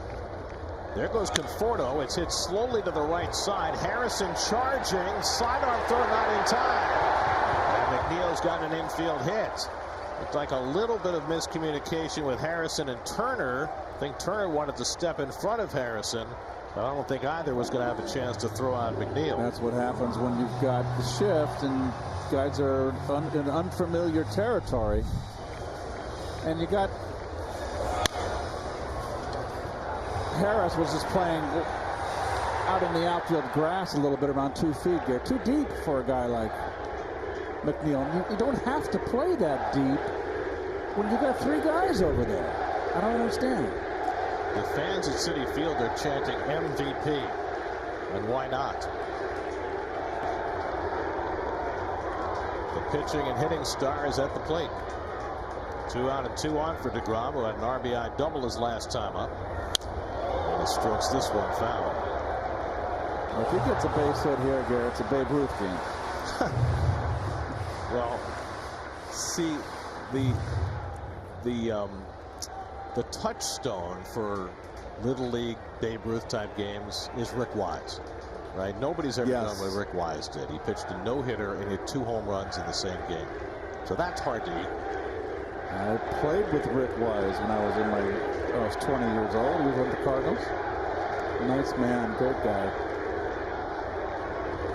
That's slowed down to center, but right at Robles, and that retires the side. Not this time for DeGrom, but he's still got a 3-0 lead as he goes back to the mound for the 7th. Day tonight, some shots of Jackie with his lovely bride Rachel, and with Branch Rickey, who signed him to a Dodger contract. Francisco Lindor sporting the number 42 on his shoes tonight. Last week on the original Jackie Robinson Day, Lindor had some poignant words to say about Jackie Robinson. He's one of the main reasons we're here. You know, he opened all the doors for us. You know, I'm the same color Jackie was. With that being said, you know, he represents all of us, not just the black community, but the Hispanic community, the Asian community, everybody, you know, and he opened the doors for all of us. He was a true hero, a legend, and he represented himself and his family the right way. So we all, as Latinos, we all look forward to represent ourselves and our families and our organization the right way. It's really hard to add to that. I mean, that's about as eloquently put as anybody could possibly have delivered. Francisco Lindor about the importance of Jackie Robinson, again, not just for the African-American community, but really for all of humanity, both within baseball and outside the game as well. Well, there's no question someone had to break the barrier, and it was the chosen one was Jackie Robinson. And don't think that Branch Rickey searched high and low. He not only needed a talented player on the field, he needed someone with the mental toughness to have to go through with what he had to go through. And, you know, Jackie was a combative person. He was a great competitor and wonderful personality. And yet he had to contain that early in his career under orders, because that was the only way that he could generate the acceptance that was needed, not only through the game but through society, and open the door for more folks. And you know, it was not easy, because he was really playing against his own personality early on in his career. It's almost hard to do. Like the biblical phrase, he had to turn the other cheek. That's right. DeGrom dents the outside corner with a slider and gets ahead on Trey Turner, 1-2. Jake has struck out 12 tonight. 47 strikeouts, one shy of tying the major league record for most strikeouts in the first 4 starts of the season. 1-2 to Turner, and he missed with a slider. 2-2. Josh Bell on deck, and then Kyle Schwarber against DeGrom in the 7th. Jake went 6 in his last start in a 7-inning game against the Rockies. That's the game in which he struck out 9 in a row, one shy of Tom Seaver's record set 51 years ago yesterday.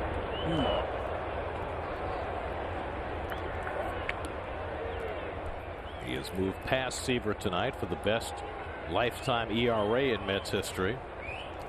He's going places that nobody has gone before. 2-2.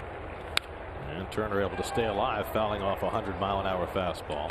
Jake struck out the side in the 6th inning. It was the 40th time in his career he has struck out the side. 1-2-3.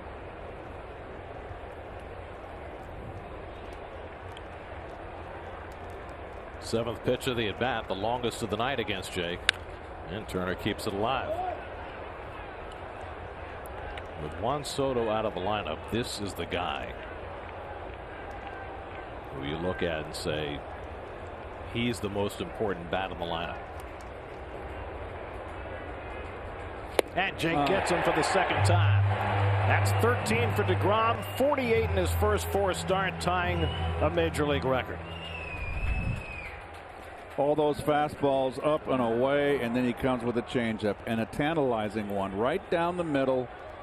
Starts it above the knee, and it breaks almost in the dirt. Up and down the ladder.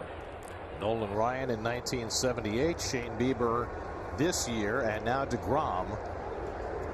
48 strikeouts in their first 4 starts of the year. Now a chance to break it against Josh Bell, who is late on that 100-mile-an-hour fastball.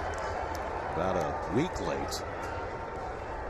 Bell has struck out and flied out tonight. Last 3 starts, DeGrom with 14, 14, and tonight 13 strikeouts. Quickly 0-2 on Bell. You don't even waste any time here. He does not seem at all comfortable handling that upstairs fastball.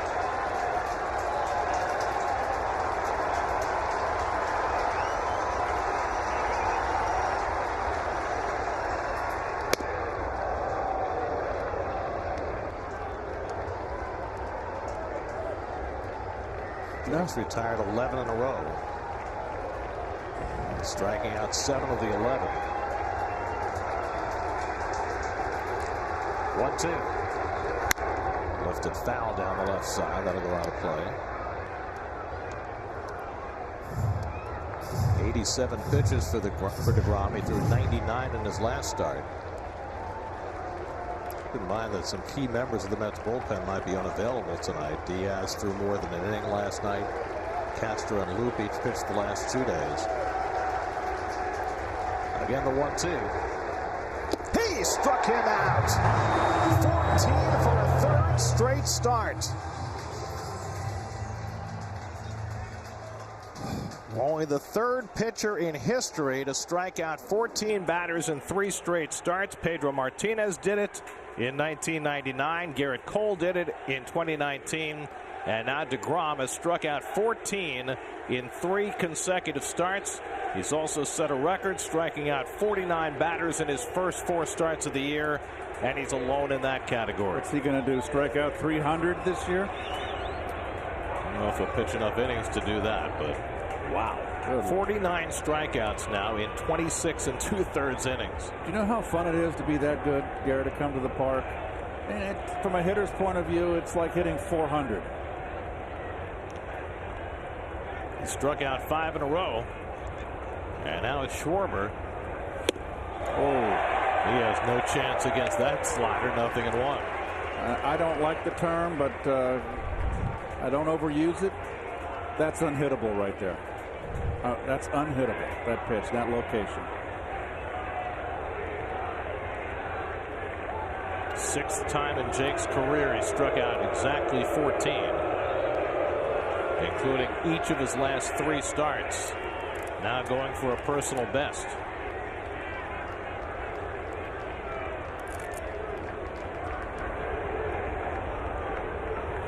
Oh boy, 100 miles an hour in on him, and it's 0-2.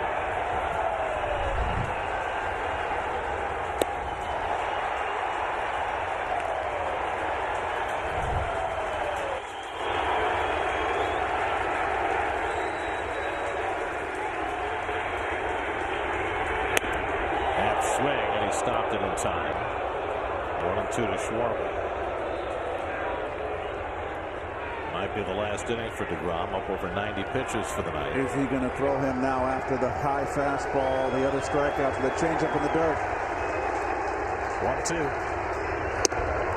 In there for a call, strike 3. A career high 15 strikeouts for Jacob DeGrom. A master at the top of his craft.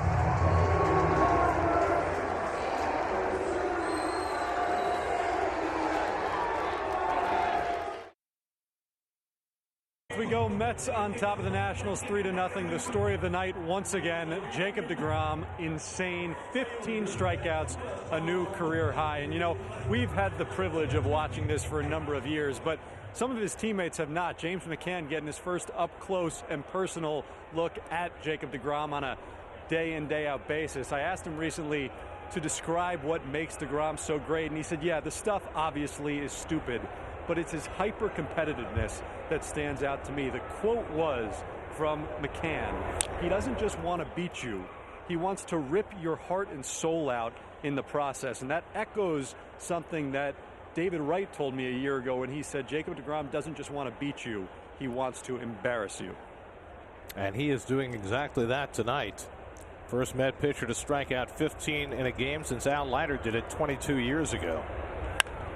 Driven to right center field by Tomas Nido, but Robles gets over and makes the grab. Robles gets a great first step, and that's the first out in the bottom of the 7th.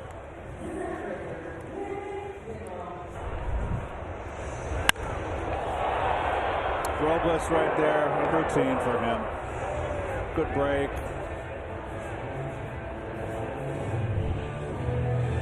By the way, Met pitchers who have struck out 15 or more, Tom Seaver did it 5 times, Dwight Gooden did it 4 times, Nolan Ryan did it twice, David Cone, Sid Fernandez, Jerry Kuzman. We mentioned Leiter, the last to do it before tonight, and now 22 years later, Jacob DeGrom joins that pantheon.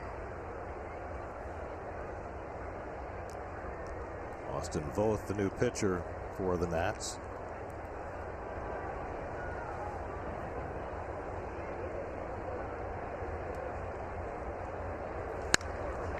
Nimmo strokes one out to left field. Schwarber back on the warning track. It's over his head and off the padding. Nimmo pulls in at second base with a well-struck double. So Nimmo, who drove in 2 with a base hit in the 5th inning, now adds a double that nearly got out of the ballpark. Going with the pitch here. Change up. Didn't fool Nimmo. Right with it. Almost got out.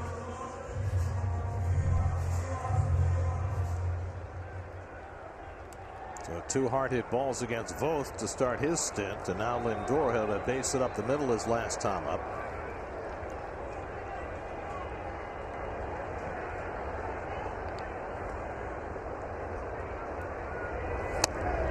the Mets bullpen is quiet. DeGrom has thrown 92 pitches through 7 innings. So it looks as though he might get a chance to keep going. He has struck out 15, including the last 6 national hitters. He's retired the last 13. And curveball bends in for a strike from both 1-1. We are so privileged to be watching one of the greatest pitchers in the last many decades pitch at the top of his effectiveness. And what he's done these last 3 starts has just been off the charts.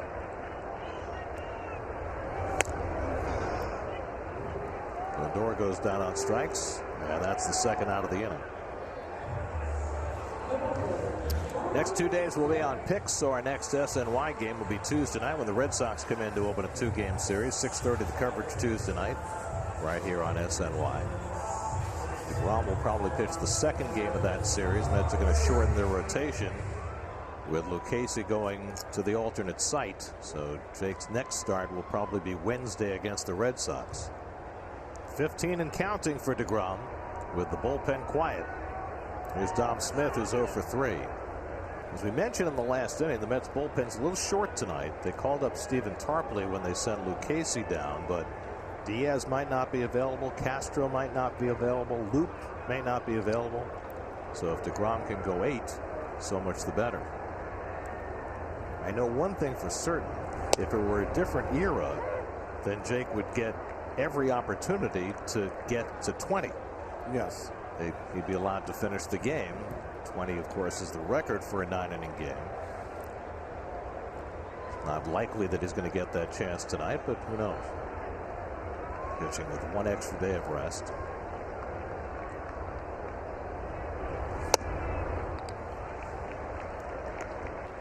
Coming up tonight on Geico Sports Night, yeah, lots of reaction to Jacob deGrom's start. I'd say that probably will fill up the entire show, don't you think? Geico Sports Night tonight and every night right here on SNY. Probably talk about him nonstop all week until his next start. Both catches the corner to Smith, and it's 1-2. Dom's been up 3 times, grounded out all 3. To the right side of the infield, Gary. Yeah, grounded out with a runner at 3rd and the 5th. He's now 1 for 16 with runners in scoring position this year.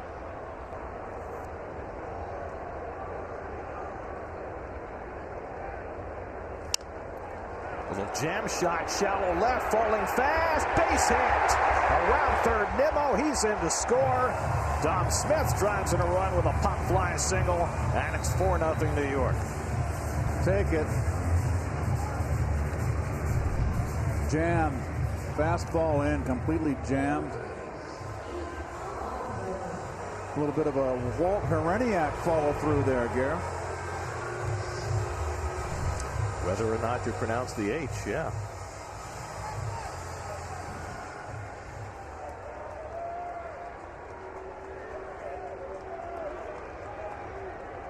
Albert Almora will run for Dom, and he'll come in to play the outfield.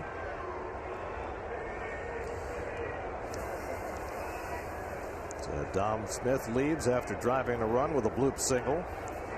And now Alonso is 0 for 2 in a walk.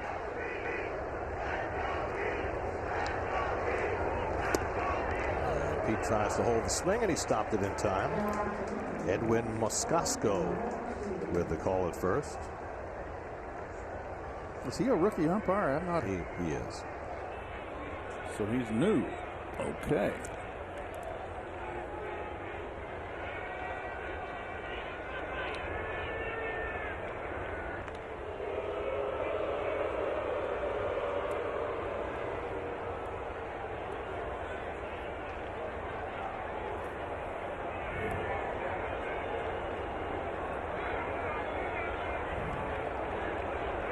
Austin Voth, the 3rd pitcher for the Nats tonight.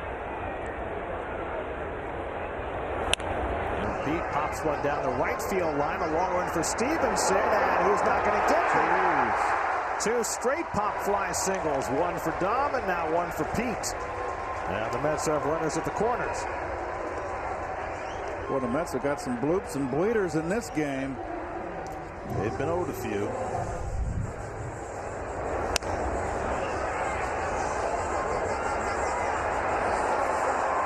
They say they all even out, Keith. No, they don't. You think you get more line drives caught than bloops that find grass? You doggone right you do. You can hit. So the Mets with 3 hits in the inning. And now Michael Conforto, who's had 2 soft hits in this game, keeping with Keith's point. Soft line drive into left for a hit in the second, and then an infield hit that squibbed to the left side in the 6th. Almora, the pinch runner at third, Alonso at first with 2 down. And that curveball sits high for ball 1. Now Finnegan worked an inning, gave up 2 infield hits and struck out 1 after Eric Fedde started and gave up 3 runs in 5 innings. Nobody any match for that guy. 7 innings, 2 hits, 15 strikeouts, no walks. Keith, you ever seen anything like this? No, I have not. Not on Doc's best days. This is just extraordinary. It's the first time this year or last year that any pitcher in the major leagues has struck out 15 or more. And it looks like he's going to get a chance to get some more.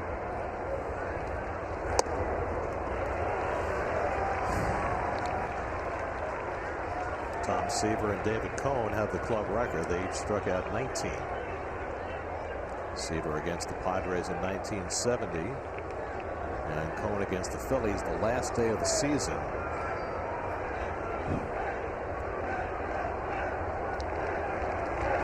There's ball 4, not to load the bases. So Conforto's on base for the 3rd time, and J.D. Davis will get a crack with the bases full. Cohen's gem against the Phillies came in 1991 after a rough night the night before. I was not on the squad. No, you were not around. I was on the DL that year. It was my last year. No, it was 2 years after you left. Your last year was 89 here. No. In the big leagues. Oh, well, you're saying with the Indians? Yeah, I was on the. We don't count those years. I was back surgery and out for the year. So here's J.D. with a chance to blow the doors off this game. 4-0 New York in the 7th. J.D. has struck out twice. He's also been hit by a pitch and scored the first Met run. Almora at third, Alonso at second, Conforto at first with 2 down. And both misses with a fastball up high. And that'll draw a visit from Yan Gomes.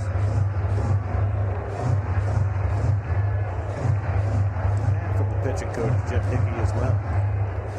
Seems like both just got exasperated. He should have been in the dugout a long time ago. Two bloops with 2 outs.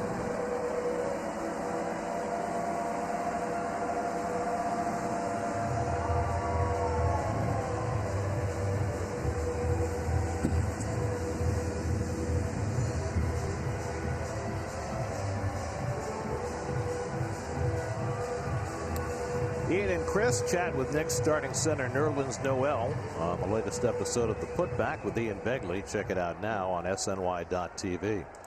Well, tonight is very much in keeping with the Nats season so far. When Max Scherzer starts, they're really good. When anybody else starts, they're not. Nats are 3-1 in Scherzer's 4 starts, and they're 4-8 in everybody else's starts. And their starters other than Scherzer have a 6.92 ERA. Of course, when you're facing DeGrom on a night like tonight, probably wouldn't matter if Sandy Koufax was starting for you. Davis swings through a fastball, and it's 1-1. Mets have a run home in the inning, driven in on a Dom Smith blooper.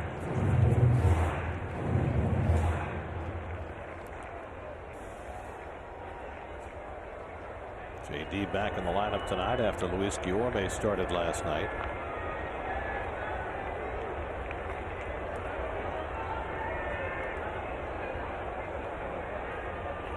And Davis swings at that fastball and misses, and it's 1-2. Mets with 4 runs and 9 hits. The Nats no runs and 2 hits. We're in the 7th. He has not gotten out of the zone. Ready to put his death stare to work again.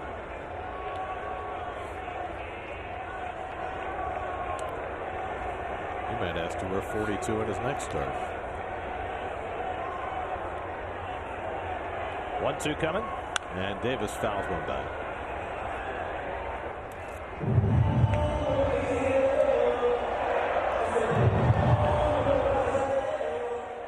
Must be nice to be Tomas Nido tonight. Getting a chance to catch DeGrom. I can also say the same for Marvin Hudson, a home plate umpire who I think has called a very good game tonight. Well, Nito's got a ways to catch the Giants. Curt Casali, you see what he's done?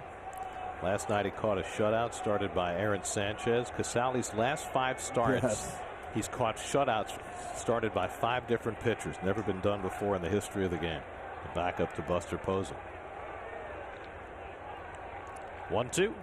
And Davis takes strike 3 call. Fastball on the inside corner, got him. And so the Mets get just the 1 run in the 7th, and now DeGrom back to work with 15 Ks under his belt.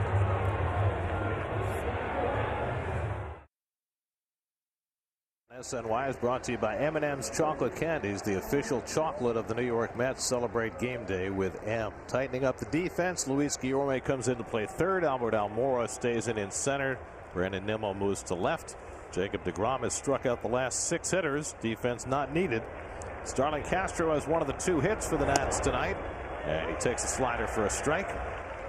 Castro singled to right in the 2nd. Andrew Stevenson doubled off Nimmo's glove in the 3rd, and since then DeGrom's retired 13 in a row, striking out 9 of the 13. Castro hits one back to DeGrom, uses those long limbs to get it, and that's the first out in the top of the 8th. And he does have long limbs. Slider.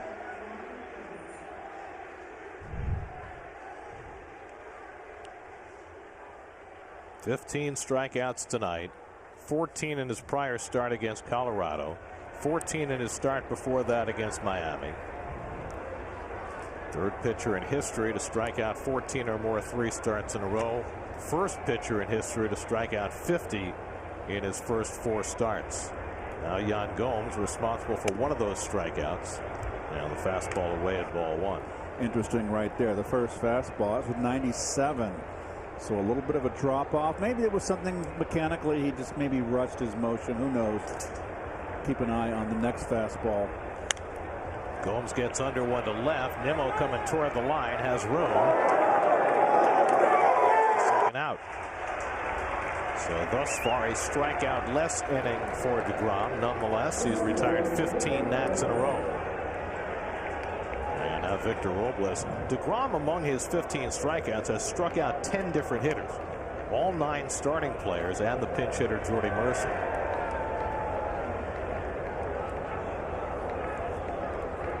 The last Met to strike out 16 was Cone in 91. En route to his 19 strikeouts. And Robles takes outside ball 1. A near 99 miles an hour from Jake. And you know, Gary, I mentioned earlier in the open that the Mets played poorly in Chicago, 3-game losing streak. Your stopper comes out here. Nice fastball up and in right there.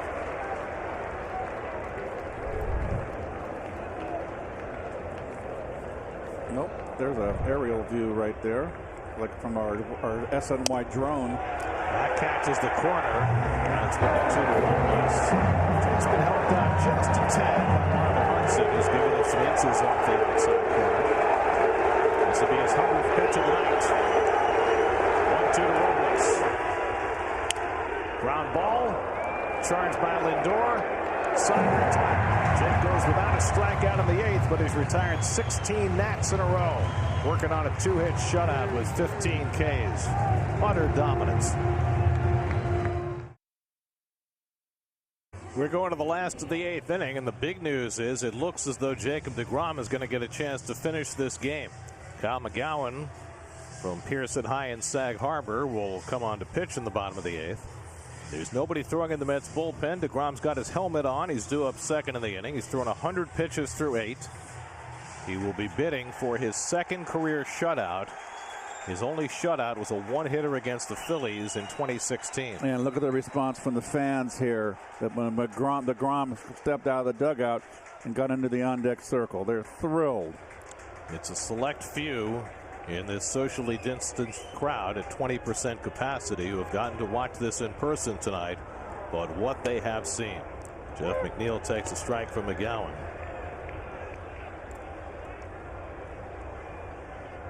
$8,130 on hand to watch an historic effort by Jacob DeGrom. McNeil's been on base twice with a walk and an infield hit. He's scored a run. Mets have put together 9 hits. They scored 4 runs, and of course DeGrom drove in the first of the 4. McGowan, the 4th pitcher of the night for the Nats, after Eric Fetty started. And McNeil hooks one to right field. Stevenson cuts over and picks it off for the first out.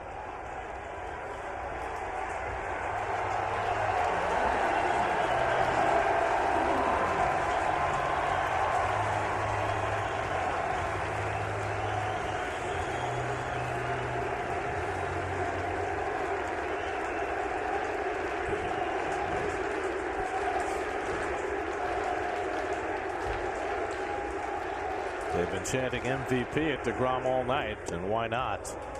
About the only thing he hasn't got on his ledger so far. This is really part of the game that's missing today, watching a guy deal for 9 innings. Well, also what just happened, that standing ovation for a pitcher who comes to bat late in the game. That used to be a staple. Yes. And nobody gets to do that anymore. It was a sign of appreciation of the job that starting pitcher did that day. Absolutely, Gary. Jake had an RBI double in the 5th inning to drive in the game's first run, and he lines this one into right field, and he's got his second hit of the night. He is just a phenomenon.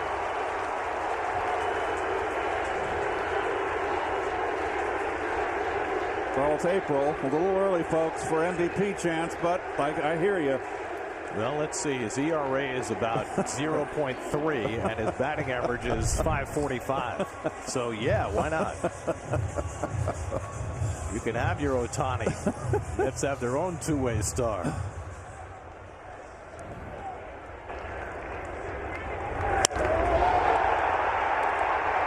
And on a 60-degree night, he will eschew the jacket.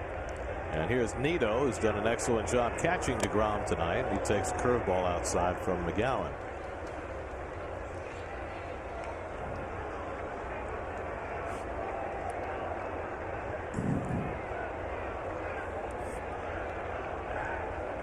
There's nothing for a team that has come off a difficult road trip better than having the best pitcher in baseball do everything to help them win.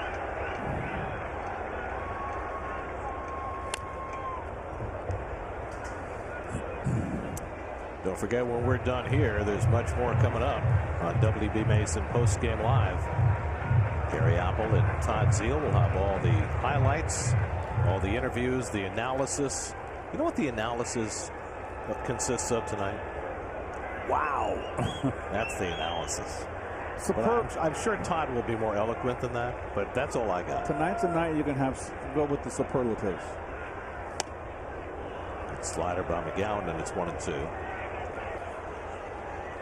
I mean, at a certain point, you run out of adjectives for the brilliance that Jacob DeGrom is displaying start after start. And then you mix in his offensive game after a year off from hitting. It's just phenomenal. Nito pokes one out to center. Robles coming on to get it. Well, that's the second out.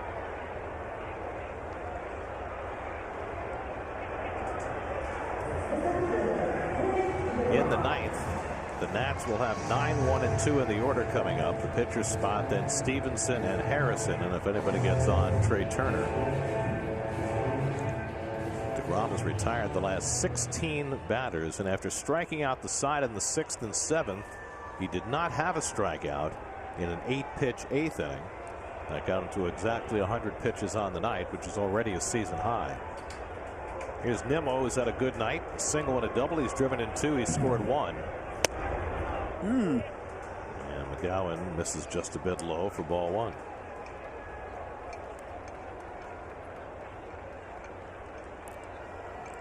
Nimmo had a 2-run single in the 5th that made it a 3-0 game, then doubled with 1 out on the 7th and came home with the 4th New York run. And McGowan again misses low, and it's 2-0. That's we'll have Marcus Stroman going tomorrow, and while DeGrom has been fantastic, Stroman has been almost as good. 3-0, 0.90 through his first 3 starts. Including that gem at Coors Field Sunday. Breaking ball drilled down the right field line, headed for the Coca-Cola corner, and it's out of here. Brandon Nimmo with his first home run of the year to put the icing on the cake. A 2-run shot for Nimmo. He's got a 4 RBI night, and it's now 6-0 New York in the 8th.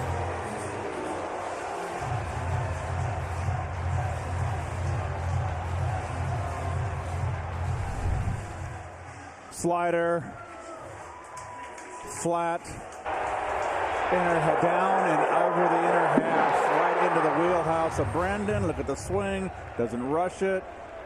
Perfect balance, straight up like a telephone pole. He's been hitting a lot of ground balls and line drives this year. What a start. This one, he got enough loft on it to get it out of the ballpark. His first home run coming in his 49th at bat, and that Mets home run means City will donate $2,000 to No Kid Hungry to help fight childhood hunger. Now more than ever, kids across America need our help. So Brandon sat out a couple of games with a little stiffness in his hip. He responds tonight with a 3-hit, 4 RBI game. And 0-2 now to Lindor. He also improves, Gary, of that 3 for 5 on his on-base percentage. That's a 600 on-base percentage game for him. Started the night at 481. Also started the night batting 386. So that should put him back over 400. 408 now for Nimmo. Lindor is 1 for 4 to base hit back in the 5th.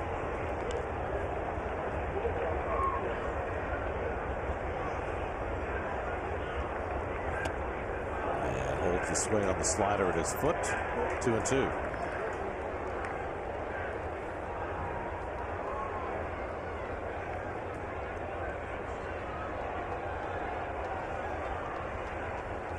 Comparing hitting notes, Nimmo and DeGrom, the hitting stars of this game.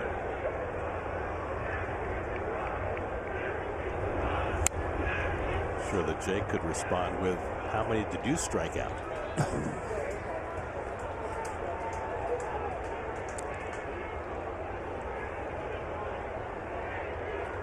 As unassuming a superstar as there is. Yes. As his walk-up music says, simple man. I mean, Jake is a real credit to the game. He's a professional about how he goes about his business on and off the field. Well, he's been committed to taking an extraordinary career and making himself better. And he keeps getting better and better. And the slider in for a call strike 3. Lindor is out. DeGrom heads out looking for a shutout. 3 outs to get.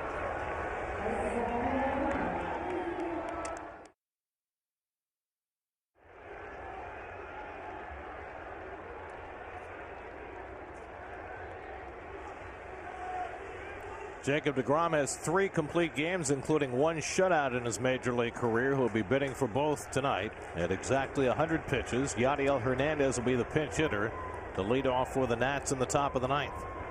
And Hernandez grounds one foul. 0-1. Hernandez 1 for 9 this season. Last complete game for Jake was in August of 2018 in Philadelphia. That's also where he pitched his one shutout in 2016. That was a one-hitter. He's working on a two-hitter tonight. Ball and a strike to Hernandez.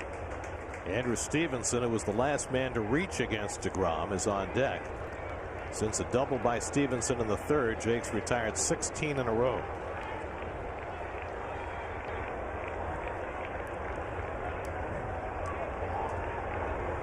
Hernandez rolls one down to first, a foul ball, and it's 1-2.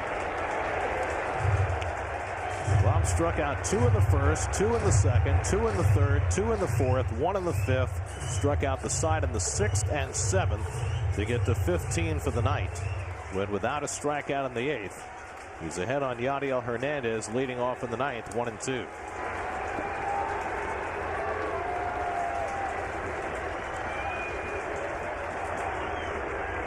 Ground ball toward the left side. Lindor shuffles over. The flat-footed throw right on target for the first out. And that is 17 in a row set down by DeGrom. I wonder if he's thinking about strikeouts at this point, thinking about a shutout. He's thinking about a shutout. And I think he's probably trying to keep as much in the tank as he can. And probably not so much pitching to contact, but not looking to pretend like it's the first 4 innings when he's fresh. So here's Stevenson, who doubled off the heel of Nimmo's glove in the third inning. Since then, Jake has retired 17 in a row.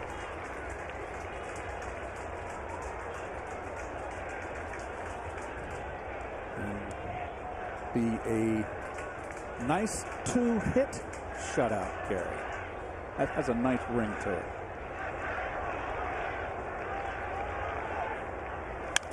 Another chance for Lindor. And he makes sure of that one. 18 in a row for DeGrom, and the Nats are down to their final out. Trying to finish off the Mets' second shutout of the season. The Nats have already been shut out 3 times this year. And Josh Harrison will be the last hope for the Nats. He has struck out twice and grounded out 0 for 3.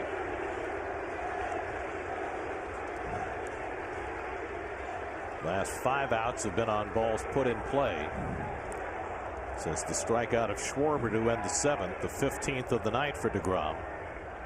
And Harrison takes a fastball for a strike, still chucking him at 99 miles an hour in the 9th inning.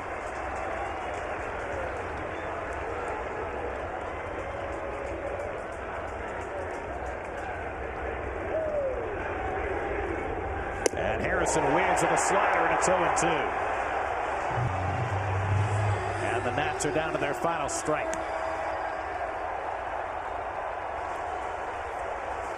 This is just a brilliant performance. 0-2 to Harrison. Tapped on the ground. Alonso to his left. Flip to DeGrom, and the ball game is over. Jacob DeGrom retires the last 19 batters. A 2-hit shutout, 15 strikeouts, no walks, an unforgettable performance for the master of his craft.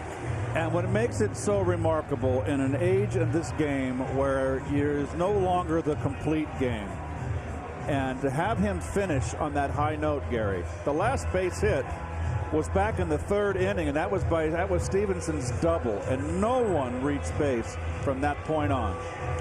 Jacob DeGrom rewriting record books tonight. 50 strikeouts in his first 4 starts. Nobody's done that before. 14 or more strikeouts, 3 straight starts. Only 2 people have ever done that before. He now has the best ERA for a career in Mets history. He passed Tom Seaver. Never better than tonight. A 2-hitter, no walks, 15 strikeouts, 109 pitches, and well deserving of all the congratulations he's getting from his teammates. Oh, by the way, 2 hits, and he drove in the game's first run.